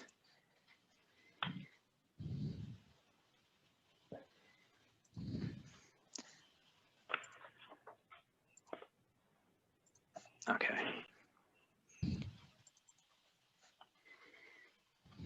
So Mark Hall and Cody Hall brought this property to us, and they had some, they've done a lot of the work, but an issue's come up with the area in the back. There you go. And this is going to work best. And so you can't see it, and I think this is sufficient for this, for our purposes here, but right here on the plan is a condenser. And the way it works out is this is a bad spot to run the pipes and the mechanicals to that condenser. So they want to move it from this side here. And when I start drawing it out in this area here, it is in the 35-foot zone. It's going to have a pad and possibly maintenance, but they want to move that condenser around the back of the building. And the reason is because of the mechanicals that go to it are more easily set up if it's located in the center of the back of the house. It is inside of the 35-foot zone. The 35-foot zone is along the back of the house. This line here is the 25-foot line back in this area here, the zone of natural vegetation. And when the commission was doing this permit, we asked that this deck was moved out of the back to kind of create all, you know, all activity, you know, as much activity as possible to be outside of that area that's probably a little bit more, you know, protected than the side. So that's the request in front of you, and it came in late, but I wanted to bring it to the commission and see what your response was. Chuck, the existing condenser is in the 35-foot as well, wasn't it? Is it? It looks like it is. You're right. I'd have to zoom in a little bit more, actually. So.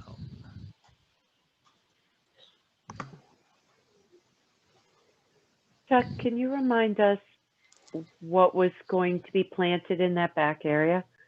Was it just going to be grass, or did we ask for plantings? It will be grass. And the discussion was about throwing a ball around. So it was going to be grass in an area that was going to be mowed. So. All the way, you can see where the fence line is, Nico. Yeah, I see it. Yeah. I see it.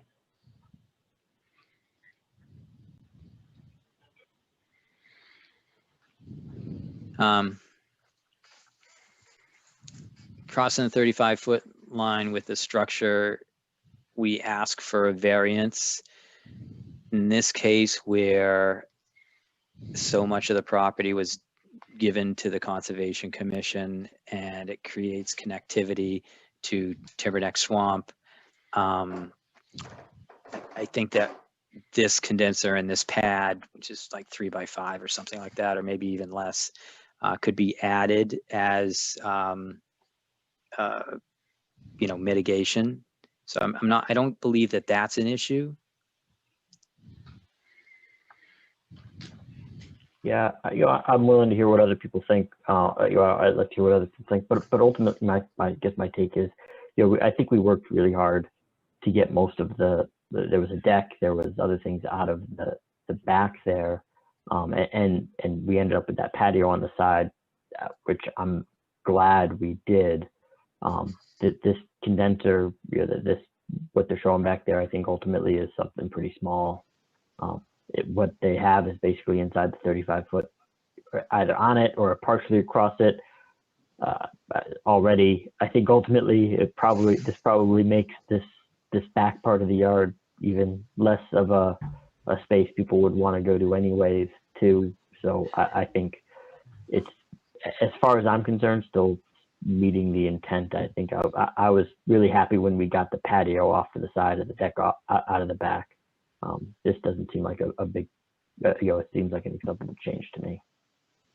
Any other thoughts?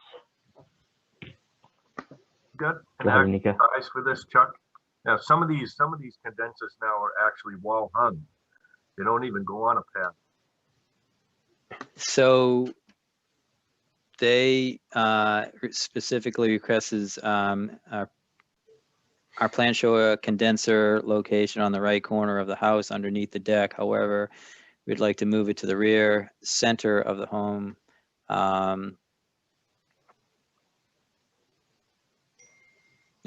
So they're mentioning the controls and how high. So I said the mechanicals, and they're saying how this would exceed the recommendation disturbance between the two if we keep the condenser at the right rear corner. So they're not going to exceed what they feel like is the disturbance.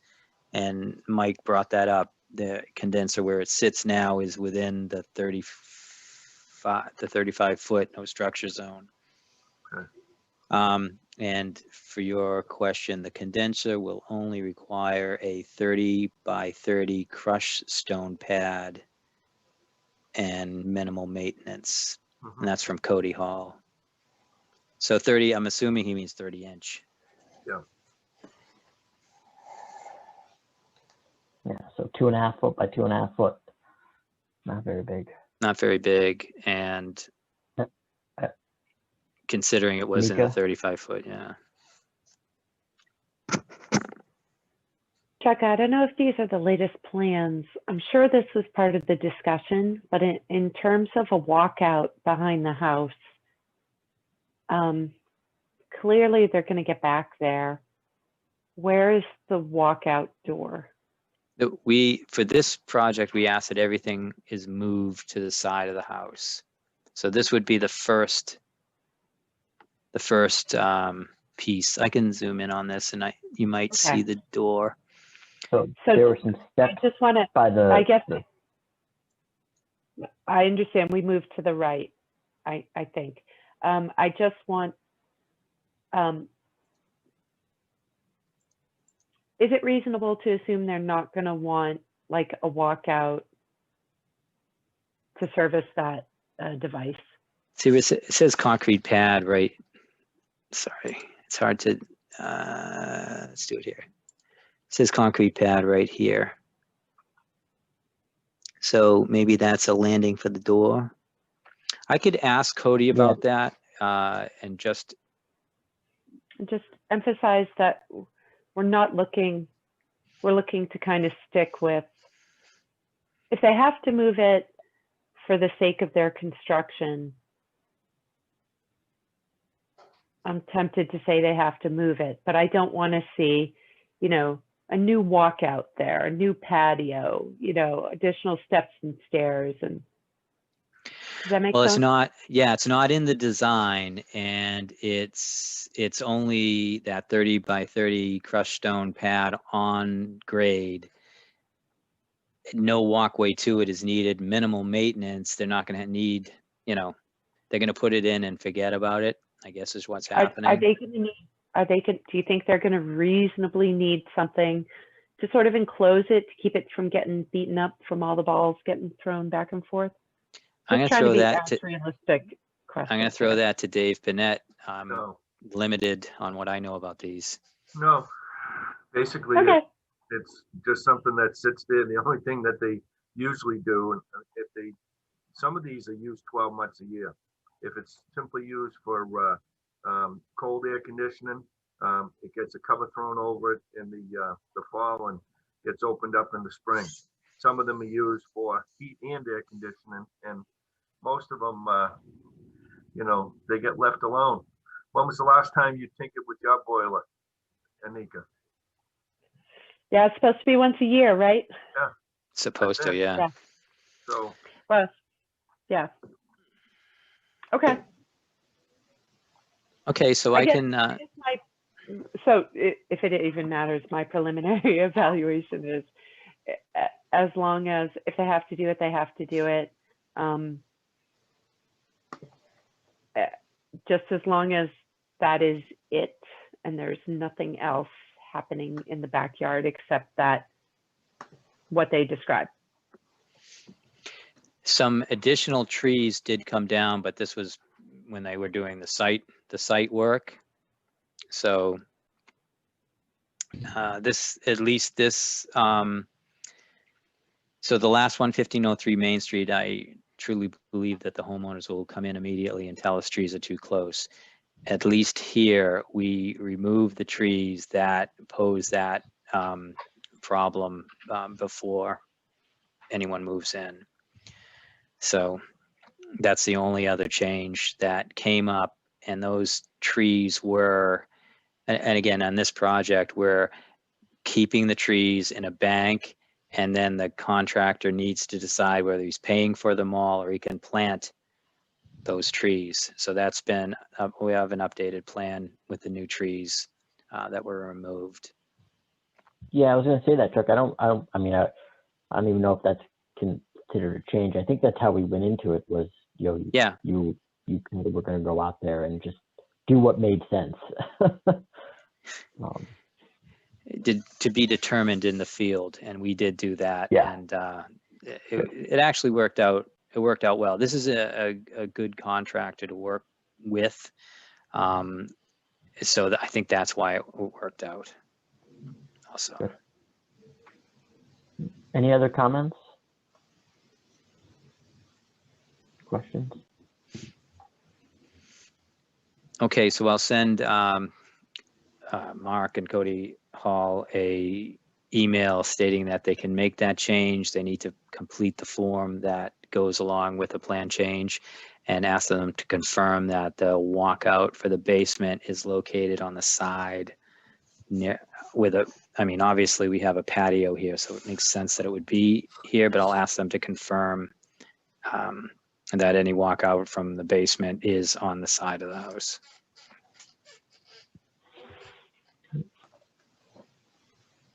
Excellent.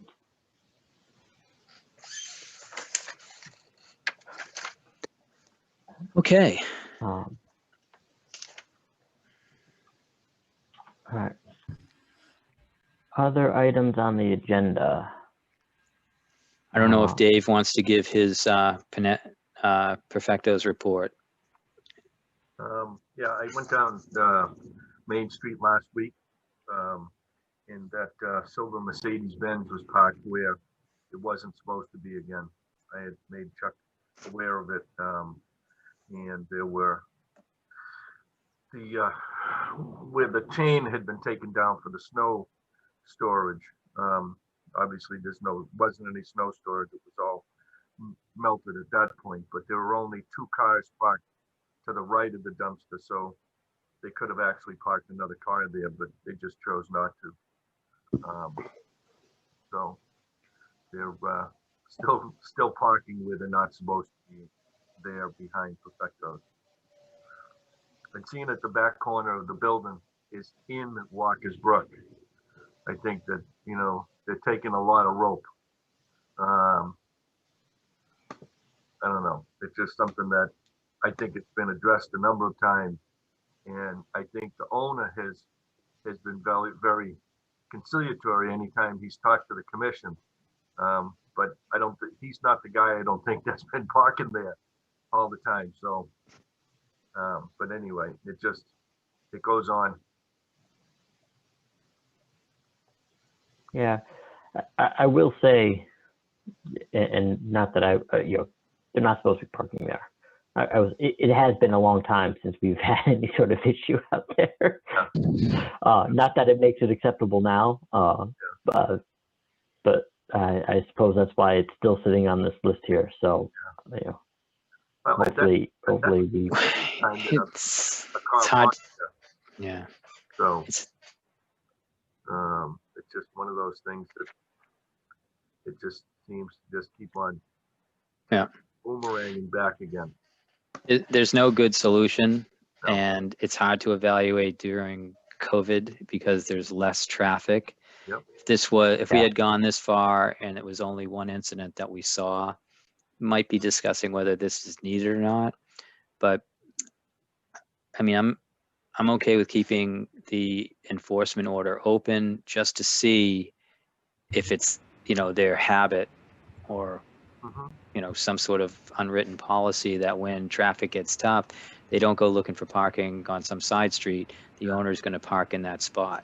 And, which is tough to take. And Dave is, brings this to my attention all the time, is because we've given this particular owner 3 more parking spots, and we've done more for him than we've done for anyone else. And it wasn't, we didn't pick this site, and it's a business, and it doesn't have enough parking, and that's always going to be the case.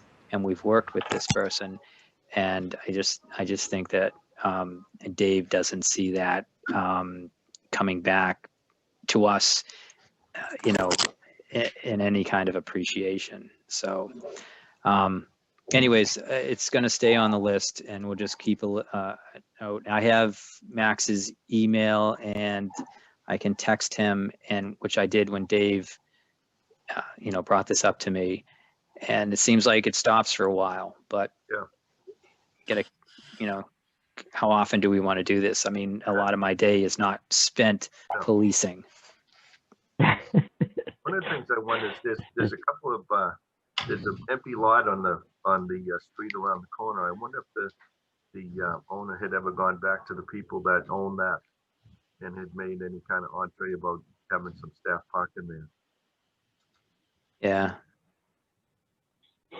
So parking in Reading is like, I don't know, having pot of gold that you've hidden, something like that. The pot of gold is not because it's worth a lot of money, but it's your thing and you're not sharing it. And so there's a lot of parking around that area, but no one's sharing. Correct. One of the things I know it's a sticky point, because of the accident that occurred walking across Main Street, but there's a lot of empty parking in that brand new building that's right across the street. That I'm sure the owner of that business could, approach the owner of the building across the street about perhaps using some of that, but maybe that hasn't come up yet. Jean Delios that's one of the things she mentions to everyone all the time. She asks them to check out with the surrounding properties to see if they could create a parking issues. If Perfecto was open from 6 to 10 at night, or at least also during that time, the place next door might have regular business hours, 9 to 5, right, which creates an opportunity. That is something that this town says all the time about shared parking. Ask those abutting neighbors, try to find it. So it's said by definitely that, not so much conservation, it's not really our thing, but it is said at the planning level, right, for sure. Well, I mean, there's another thing that came up in the paper, the empty Walgreens building. That's, a perfect example of something that is failing. That's failing because of parking. Is that the one near Latham Law? Yes. Yeah. On the opposite corner. There's not a lot of parking there. There's a few spots, right? It's not like crazy big. there's a few spots in front, and then there's, some spots in back, but they're taken up pretty quickly, and some of them are taken up by people parking all day long, and that's the problem. And it's one of the reasons why that building lays fallow. So, but anyway. Okay. So I think next item on the agenda, conservation DPW monthly meeting. So based on some of our recent experience, I think 2020 we had several occasions where DPW and conservation either weren't on the same page, or there was miscommunication, or just lost track of where certain projects were at. So one of the things that came out of the Mill Street, Lobs Pond, whatever that was setting up a monthly meeting with DPW, between conservation and DPW, to go over regular items that are on the list, and have a check-in of certain projects what's the current status. Right now we've set it up so that myself, Chuck, and we're going to try to get one other member to attend. My plan, my goal is, to try to mix it up. I'm not going to be able to make every meeting, and so I've probably talked to a couple of you of if there's opportunities to attend. We actually just pushed the first one that we were supposed to have until next week. But that's something that we've tried to make as part of our regular 2021 items, is just better communication coordination with DPW, and keeping on top of the projects that we have, most particularly the tree projects, and what's going on. I think a couple of these are good examples of something happens in May, and then it's 6 months later when there's any sort of action associated with it. So that's what under the old business, the DPW meeting is. If you're interested in attending, just feel free to let me know, and I can get you the call-in info so you can go. I think it's going to be pretty quick, but like I said, I think the first meeting that we have is next Tuesday at 1 o'clock. So it's Skype, Mike? Skype? Yes. Yep. I mean, whatever this is, what are we doing? Zoom? Zoom. I was going to say, what? What? It used to be Skype, didn't it? It's So over I think the it's interweb. Yeah. Yeah, I think it's important that we could get another commission member on this meeting if we could. I mean, the DPW is going to come with 4 to 5 people also, and it would, other commission members see things in town, can bring things up, have a different perspective, and I think it's good to know, Jane and Mike and Chris Cole, and who to call and who to bring the issues to, and so it would be great to have at least 2 other point people on the commission. So yeah, we are looking for that 1 o'clock. The meetings are typically an hour. I mean, I'm going to say be prepared for an hour, but it could be quick. I guess we'd want to, I don't know if you talked about this, Mike, but I think that I would bring issues that I saw between meetings to town, some of the bigger things, and then maybe ask whatever happened to a certain tree, or whatever happened to this project, or something like that. I was talking to Jane, again, since the Lobs Pond situation, it seems like communication has been a little bit easier, and I just brought to her attention that someone spotted one of our typical stream cleaners that clean streams without permission in a certain area. It was brought to my attention. I brought it right to Jane Kinsella's attention, and she was very happy to hear about that. And I'm sure that I haven't heard anything since. So this person, although it's great to clean up, anything that he finds in these areas, not the stream, unless he has a permit, and it's mostly trash that gets pulled out of there. But the collaboration between the DPW and this gentleman about picking up trash and things like that is the reason why I talked to Jane about it, because he might give him a call and that would alert us to where he's at.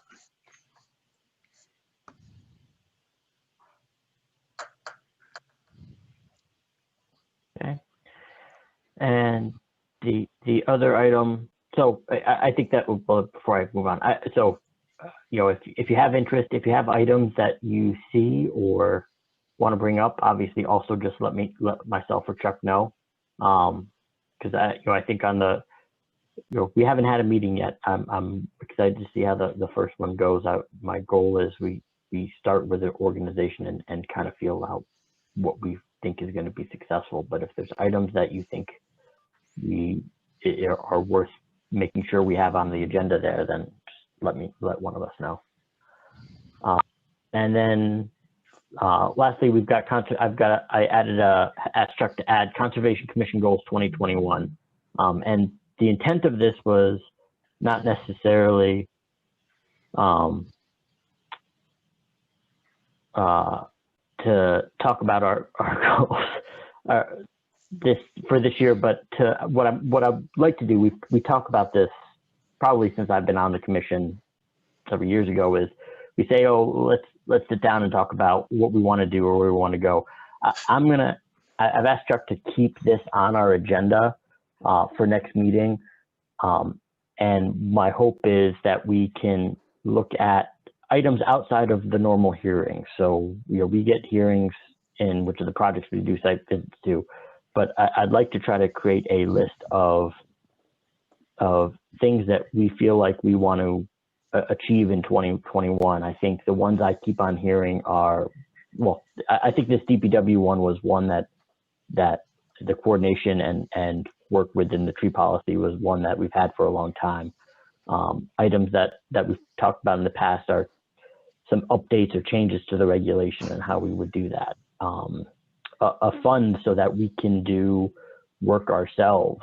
Those are the ones that continue to come up. And we say, oh, it'll be nice, we'll wait for a meeting where we don't have a lot going on to do this, and we'll address it. And then it just gets extended and extended. So my goal is for our next meeting to come with a list of organized ideas of, these are things that we think we'd like to do, outside of the normal hearings this year, and establish a path to kind of get them done. So if you've got recommendations or questions or ideas or things that would make the process easier or cleaner, certainly let me know, and we'll work towards that. Give us a, for instance, Mike. What's that, Dave? Can you give us a for instance? For instance. So the for instance, I think is like the updates to the regulation. I think there's a couple items that we've brought up, defining structures a little bit cleaner. Yes. Yeah, I can't remember I can't think of what the other items are, Chuck, that you. Is the tree policy? It's time to look at the tree policy again. We have some kind of we have protocol, we have standards, but we don't have it written in the tree policy. And I think we need to make sure that the tree policy, which is a policy, is mentioned somewhere in the regulations. So we would need something like that. That kind of things need to be added. There's some question over some of our fees. You might want to look at the fees again, but there's a lot of typos and whatnot. I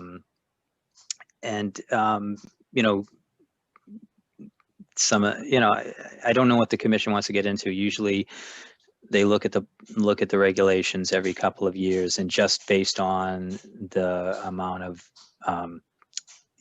applications that came in and seeing where questions came up, those are the changes they make to make it more clear. and that's what we would try to do. And so my goal would be to create this list, to come with ideas, create this list, and create priorities, and start attacking those. We have real goals to attack some of those, because I think they grow. We talk about them, and we never really quite do anything about it, and then we forget about it. So I think the regulations is a good example. I think the other one that I was saying before is in line with the tree policy is the shade tree fund, and our ability to do work ourselves, or if something came up before us, the ability to hire someone to look, whether it's an arborist or environmentalist, whatever case, to look at one of our properties or one of our deals. We've got really no vehicle to do that. We rely on the DPW to hire someone or do the work. We rely on, we really don't have any mechanism to hire someone. So I think those are the type of items that I'm thinking about. Yeah. Like when you say do the work ourselves, I guess I haven't been on long enough to know what does that mean? Like just hiring someone on our own? Or? Yeah. Yeah. When I say do it ourselves, so an example would be the Main Street project, where we would look to hire an arborist to go out to review the trees. We don't have the ability to do that if a situation came up and we needed someone to review trees or review the environmental conditions of the property. Correct. And is that typical, Chuck? Do other conservation commissions have that ability, or do they have money to? So I know that I think Andover, their conservation commission, has some agreements with professionals where they tap these guys, and they'll come out and they'll do anything from delineation work to tree evaluation. There's certain areas where the town tree warden, wouldn't be it wouldn't be his jurisdiction to look at a tree that comes up for conservation. So a situation like that. But maybe a better example is a couple years back, the Trails Committee came to us and asked us to donate some money for a baseline study at Bear Meadow. And we didn't have any money. We didn't have any money to give them because the state funds are earmarked for administrative purposes and conservation purposes. And it's conservation purposes and doing a state baseline study. The purposes they're talking about would be like signage, or paying my salary, or going to a seminar, and that's how we pay for the MACC conference and things like that. So that's what one amount of money. The other amount of money is the bylaw fees, which go into the general funds, and we don't tap into those. Other than that, we don't even have a budget. We share a budget with other public services department.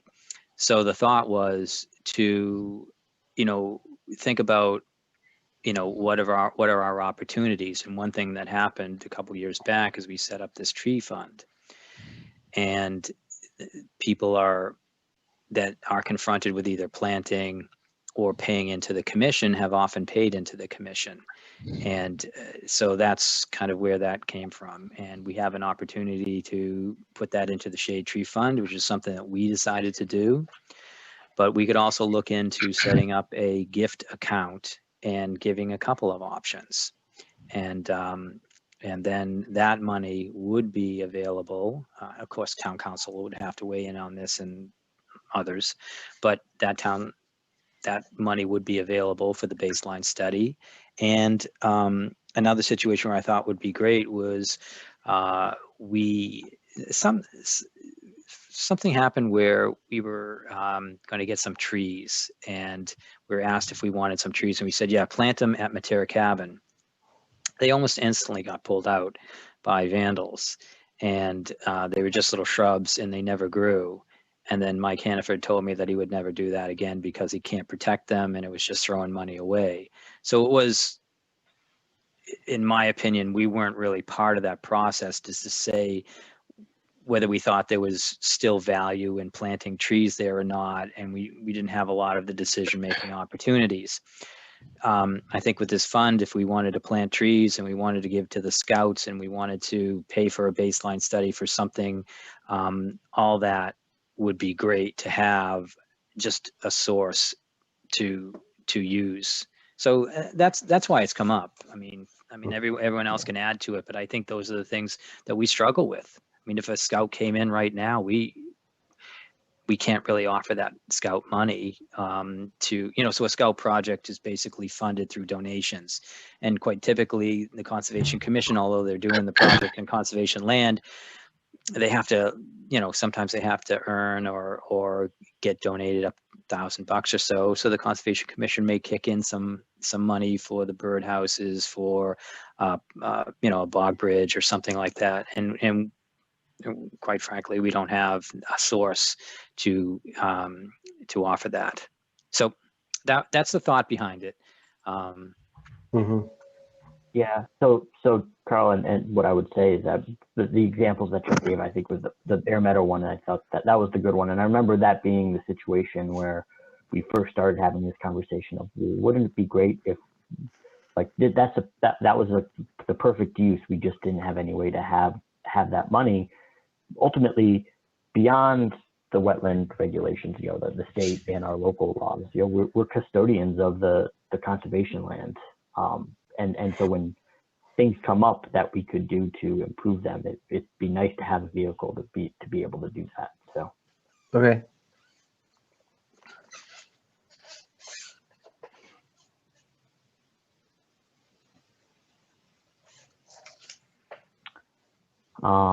Any other items or any other ideas or considerations? I mean, my goal is I'm going to try to prepare something for the next meeting with some of the things that we've just tossed around as long as I've been here. But if you think of something, please let me know. And what I'd like to do is I'm going to kind of put them out there. We can try to create a priority list and create a real plan of which ones are realistically attacking. What I don't want to do is create a list of 10 things and spread ourselves too thin and unrealistically say, oh yeah, we'll get to all of these. Let's if there's a list, great, then let's create a priority and let's attack one. So that is hopefully my goal.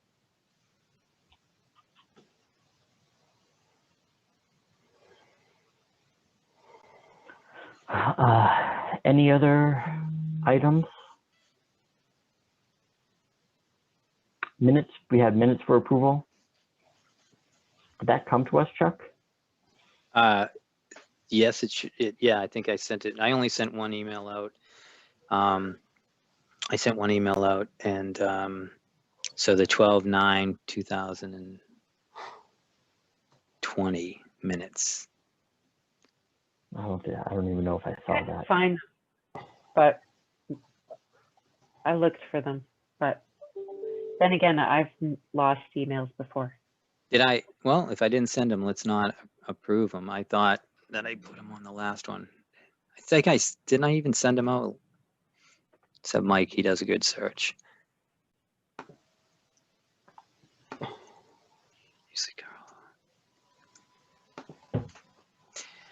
Well, it doesn't sound like anyone looked at them, even if I did send them out. So I tried to look at them. Yeah, I don't have it. I couldn't find it. At least I'm not seeing it. So we'll save it for the next meeting if that's save that, yeah. All right, no bills or any other items?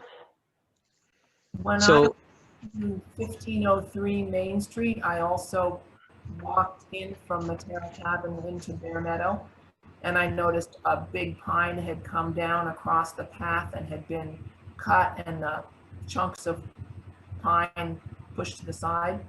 So I don't know who cleaned it up, but they did a good job. Generally, that's the Trails Committee, right, Chuck?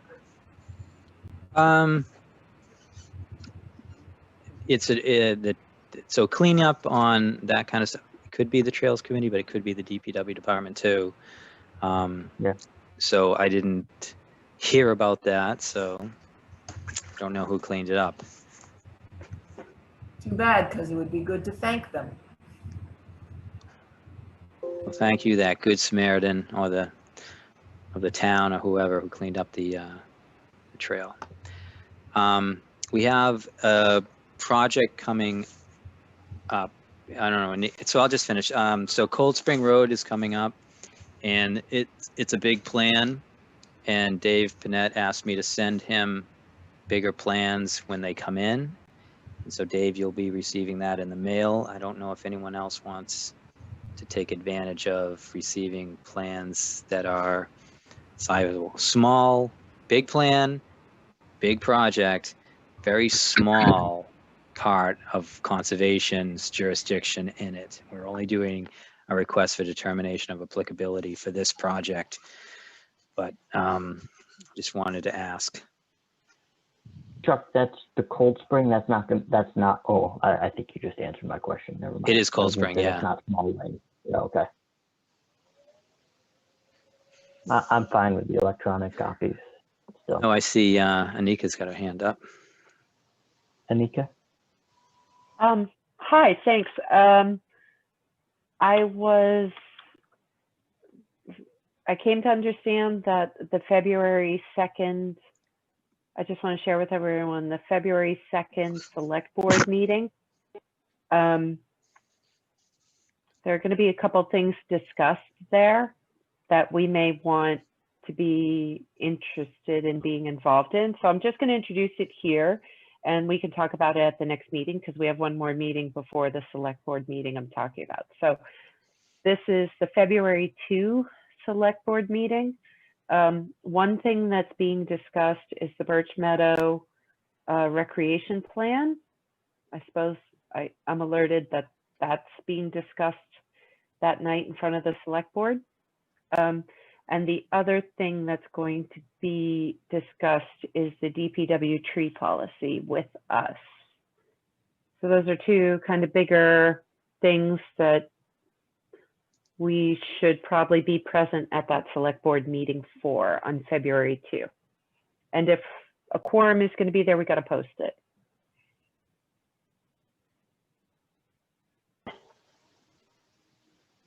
So I did hear about the tree policy being discussed with, just because Jean Delio sent us today a packet, which is the next upcoming select board agendas. And on February 2nd, it does have the tree policy and Jane Kinsella. So I have always thought that the Conservation Commission should be part of that. And it would be great if we had people show up and just, you don't have to say anything, but just to be there, just in case questions are asked, I guess. And, you know, I don't know anything else. What else is happening on that meeting is, what you said, Millette, yeah, the Millette update, no, and that says conservation. I didn't, not the Millette update, the discussion of the tree policy between us and DPW that we discussed at a number of meetings. Yeah, the Birch Meadow Master Plan has had, I think, 2 staff meetings. Has had 2 staff meetings since, I guess, the last public meeting. And we've asked them to, one of the things I said is like, you know, all right, you've stayed away from Castine Field, but can we get some other conservation things in here? This wasn't, you know, prohibition on doing anything. And they've added some paths and back into the master plan part of it. But then there's also a queue for what projects come first. So they have a certain amount of money to work with. And some of the projects took like 2/3 of the money. And I asked them to look at conservation projects or at least have them on the list of things they could do with that final third. if it had to be spent or if it was something they want to look at. So most of these are walking paths and parking areas to keep people, where they're supposed to be walking, and so that's pretty much the update. I think that the original alert was, hey, they're planning on developing Castine Field. That has not come up since everyone kind of circled the wagons and told them that that was something that's protected and it's a resource area, and they hired a consultant and lo and behold, that's what they found out. So that hasn't come up, but paths around this area to get people from here to there are part of it and should be part of this type of complex. There's also lighting and concession stands and things like that. We'll be having a couple of meetings on, they'll have to come to Conservation Commission for permitting on some of this stuff, and others we're not going to have anything to talk about. So I don't know if anyone has any strong opinions about synthetic turf, but that, although may be outside of our jurisdiction, it might be a meeting anyone would want to look into and to follow up on, because a lot of people think synthetic turf is, really great, but it's environmentally hazardous, and it's just disposal alone is problematic. So all those things are going to come up with this master plan. So that's that update.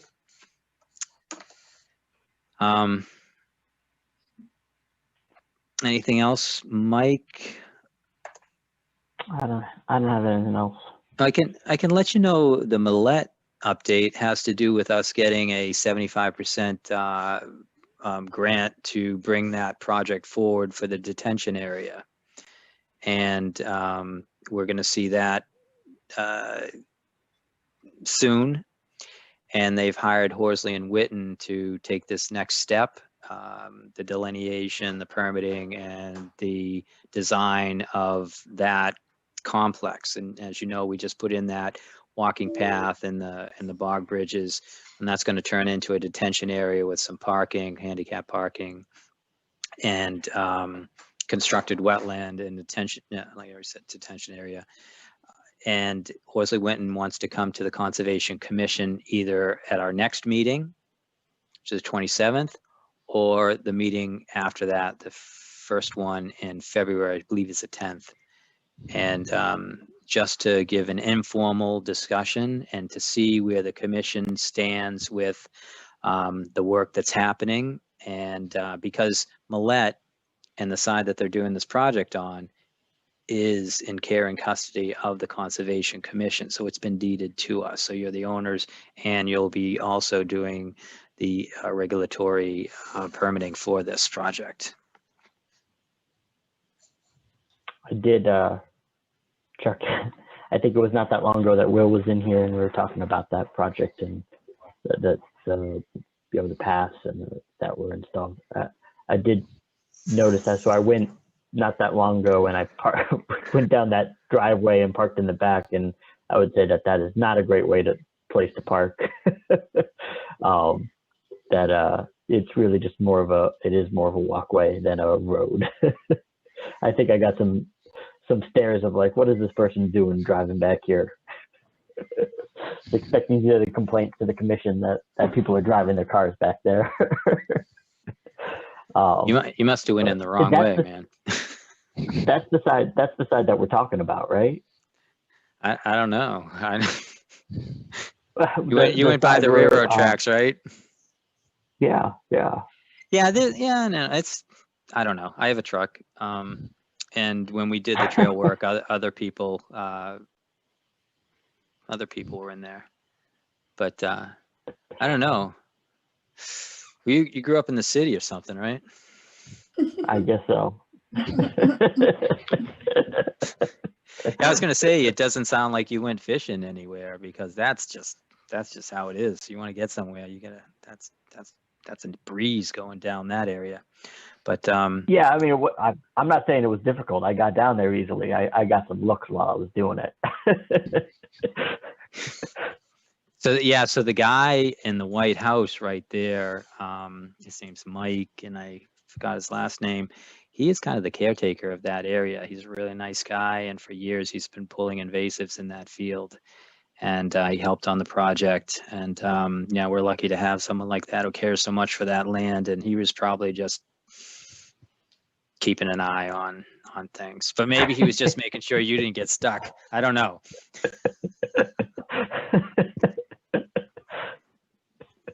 So just an aside,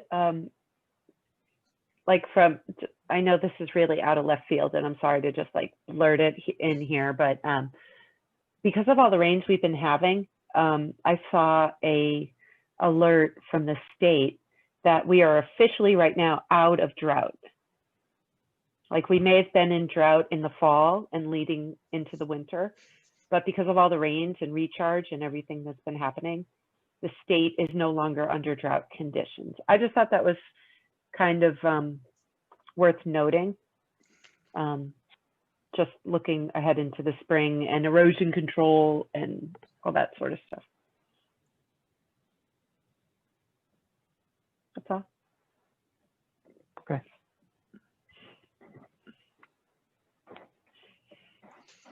Anything else? I have a Any question. comments or questions from the public? We've got a couple guests here that I don't know if we hit topics that they had. Have you made it possible for them to unmute? I have. I've clicked it. You know, if you didn't feel like you had the chance to comment, I think, as I said in the beginning, you can always email us through the Conservation Division webpage as well. Tay, sorry, you had. I was just curious, the comment about the Castine Field development. I'm just looking at it now.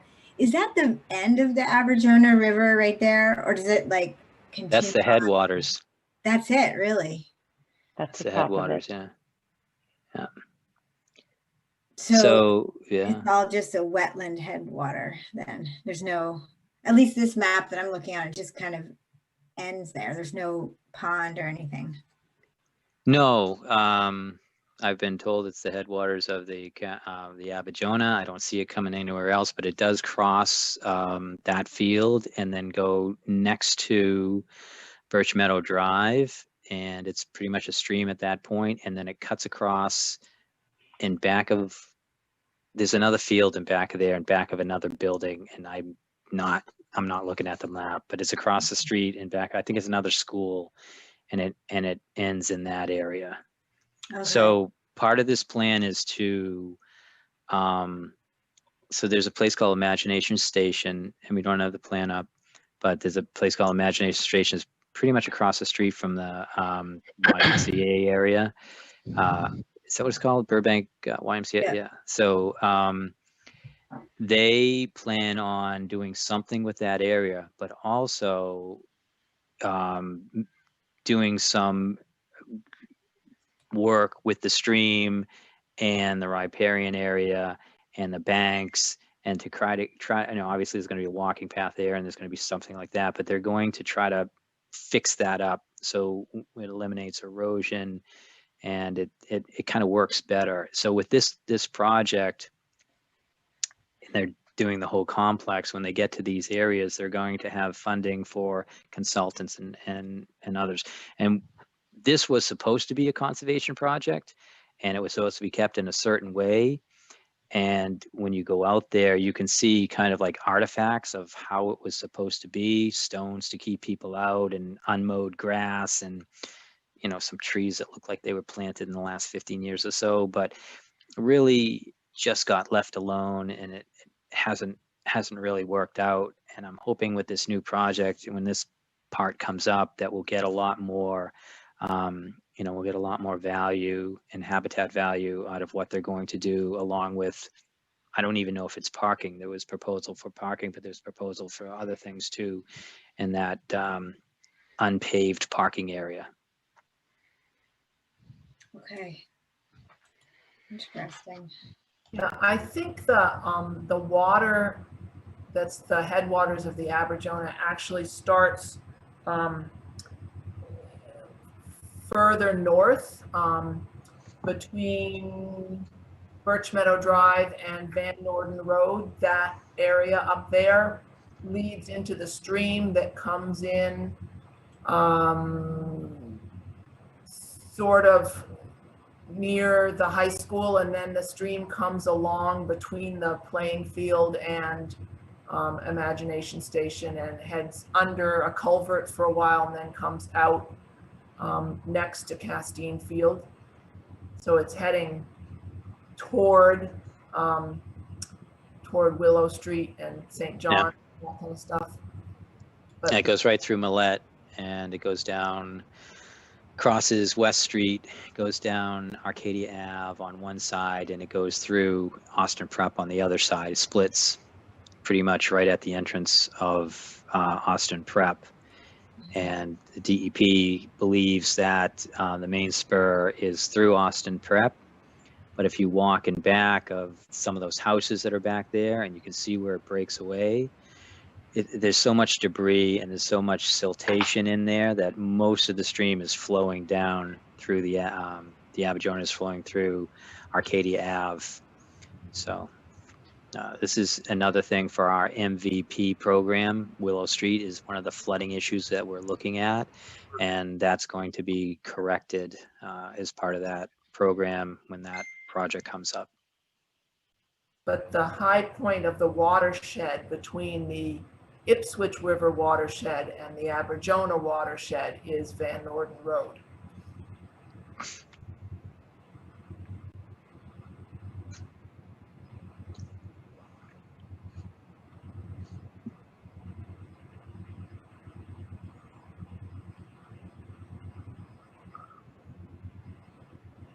And the reason I know that is I used to live there. And the property that was our backyard is now a little tiny, isolated conservation land. I'll show you how I would do it. Normally, I would do our fan call. So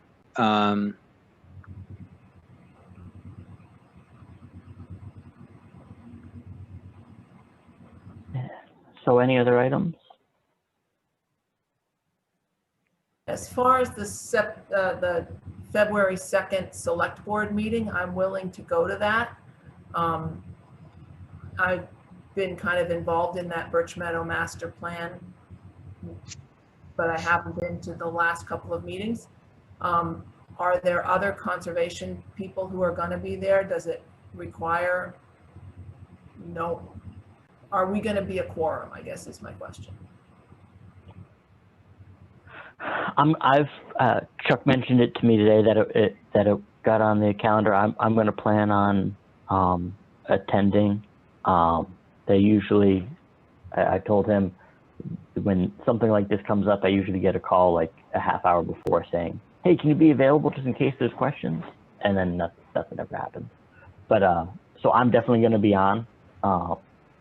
So it'd be good, Martha, I think, particularly for the Birch Meadow, if you could attend. So I know we'll at least have two if there's more.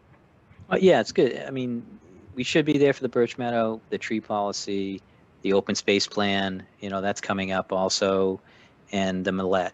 Millette is your property. So all that kind of stuff. That's all February 2nd? Millette, Birch Meadow, and what's the other one? DPW protocol. And I can't find where the open space plan is being talked about, but I thought it was coming up.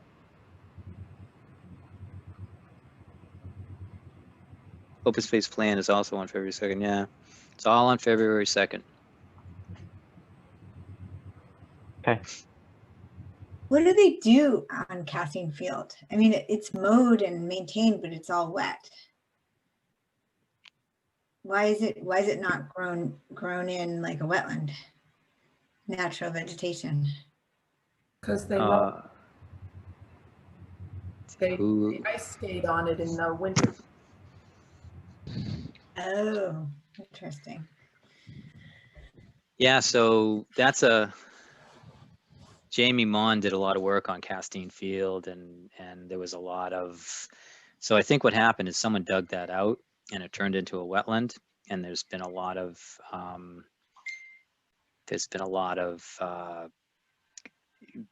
you know, issues with, you know, since it was supposed to be dug out for a skating rink, why is it a wetland? And that still kind of exists out there. And so these agreements have been made, and it's been a field when it can be used, and it's been mowed once a year. And that's kind of how it was standing for a while. But when they did the master plan, if you look back at 2009 and 2013, it was defined as a wetland and limited use, and it talked about what I just said. But on the update, what they wanted to do was they wanted to, well, this was just a conceptual plan, but what was shown was that was covered and it was infiltrated and it was a field on top. So that was buried. And that's when, you know, Jamie Mon got involved and the commission got involved and said, you know, hey, you're reading this all wrong. This is not, you know, this is not something that you can make changes with. And they went through the discovery process and found that out. So right now we're back to how it was being used, which is a soccer field when it's dry enough, and a skating when, you know, in the winter time, and kind of like an agreement that is, you know, it's just an agreement, an informal agreement to kind of keep it the way it's been going. I guess if they ever got a lot of land, this would probably be, you know, a maintenance nightmare that they would be willing to give up, and maybe someday that'll happen. Mhm. Interesting. So just for a little perspective on that whole complex area near the high school, the river was channelized by 1965. The whole river's reach that goes around because it goes past Castine Field, it goes under Birch Meadow Drive, but it also goes back towards the track and around the track. It wraps around the track. Mm-hmm. And all that was channelized by 1965. I'm looking at an aerial photo. Mm-hmm. Back in 1938, it all looks like a bunch of woods and paths.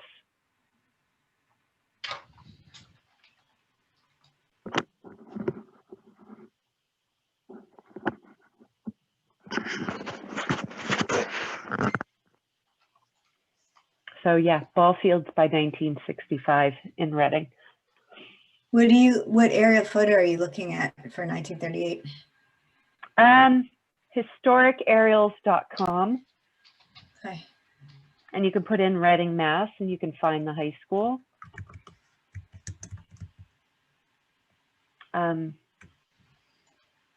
It's a helpful little website if you want to go back and look at land use and land change. You can look at historic aerials.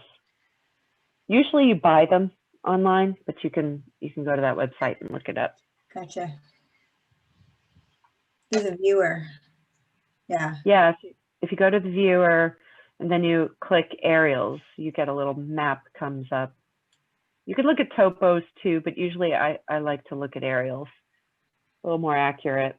Maps are interpreted. What's the and name of scale that site, dependent. Nika? Historicaerials.com. So historic, all one word, and then AERIALS.com. And you go to the viewer. So there's a little yellow button that says view images at the top of the page. Yeah. So you click the view images, and then you can go to geo coordinates, like you type into the map search Reading. Yep. And then you can find the high school. Mm-hmm. And then, you know, click on the aerials button on the left. And you can see that, you know, in 1938, It looked pretty wild. There was a road that was probably old Birch Meadow Drive or something back there. But then when you get to 1965, you can see the track is there, the high school is there, and the Aberjona River Channel is just straightened right out. Can you guys see that? Yeah, 1938 is hard to really see. It's interesting. And 1938 is pretty undeveloped. You can see between 38 and 65 how much land development happened in that area. When was the Y built? Somewhere during that time, right? Somewhere, yeah, somewhere in the there. 60s, I think. Yeah.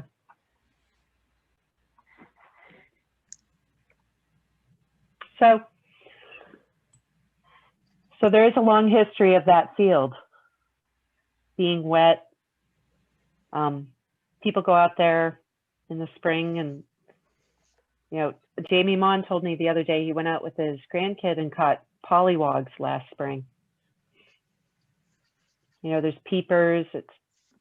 It's sort of a small developed field. My daughter used to play soccer on it in the spring.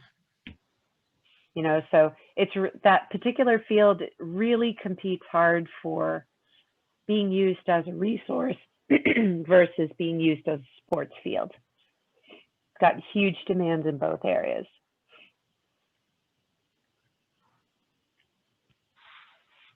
And they wanted to put a baseball diamond in that field. That in the master plan they were working on this fall. But that baseball diamond has been removed from the plan and it's left back to be used as it is now. So I can see we got everybody excited about Casting Field. So come to the February meeting. Yeah. It's interesting because I know the Aberjona River from marine fisheries perspective because of getting access to river herring into Aberjona, like into the Winchester area. So it gets a lot more attention down gradient when you get close to wells G and H. So for those who don't know, that's interesting. For those who don't know, that was the whole contamination issue behind the movie A Civil Action and the famous book and all that. That was in Aberjona? Yeah.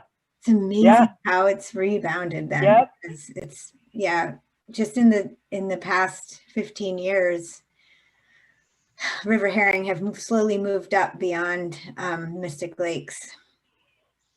And now they're way into Horn Pond. That's great. Because of barriers that are being removed. But it's also, their Army Corps of Engineers had a project also that ended up doing some dredging and removing some sediments there. Like this is way down closer to Mystic Lakes, but yeah. I didn't really know that it was a civil action river. No, a civil action. That was you know where Chick-fil-A is right now in Woburn? No, I have to look it up. My kids go to it anyway. That's where the company that's where it was. Yeah, that's where the old environmental building. But that's where the old. I think that's where the old industrial property was. Yeah. Interesting. Wow. On Washington Street, just the other side of 128. Yep. We're on the right side of. We got lucky. We're upgrading.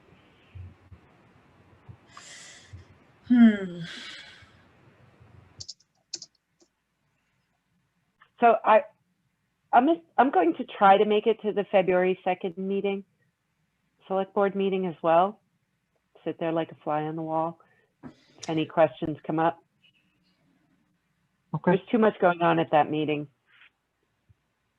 I don't think I want to miss it. If something might come up though, my schedule's getting a little wacky, so I'll try to make it.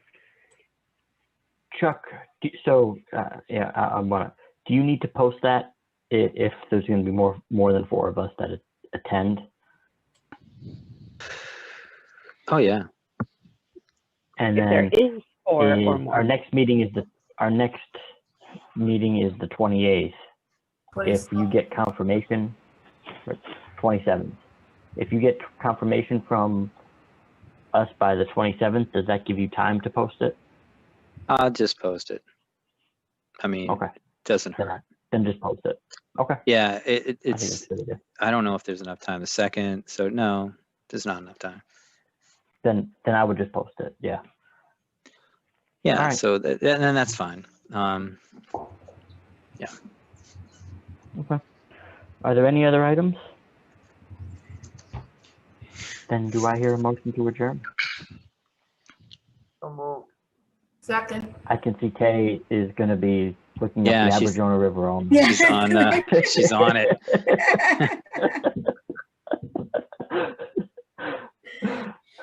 Do I hear a second? I did say second. All right. All those in favor, raise your hand. All right. All right. Thank you, everyone. Yeah. Thanks. All Have a right. good night. Have a Good night, everyone. Have a good night. Bye bye. Have a Good night, everyone.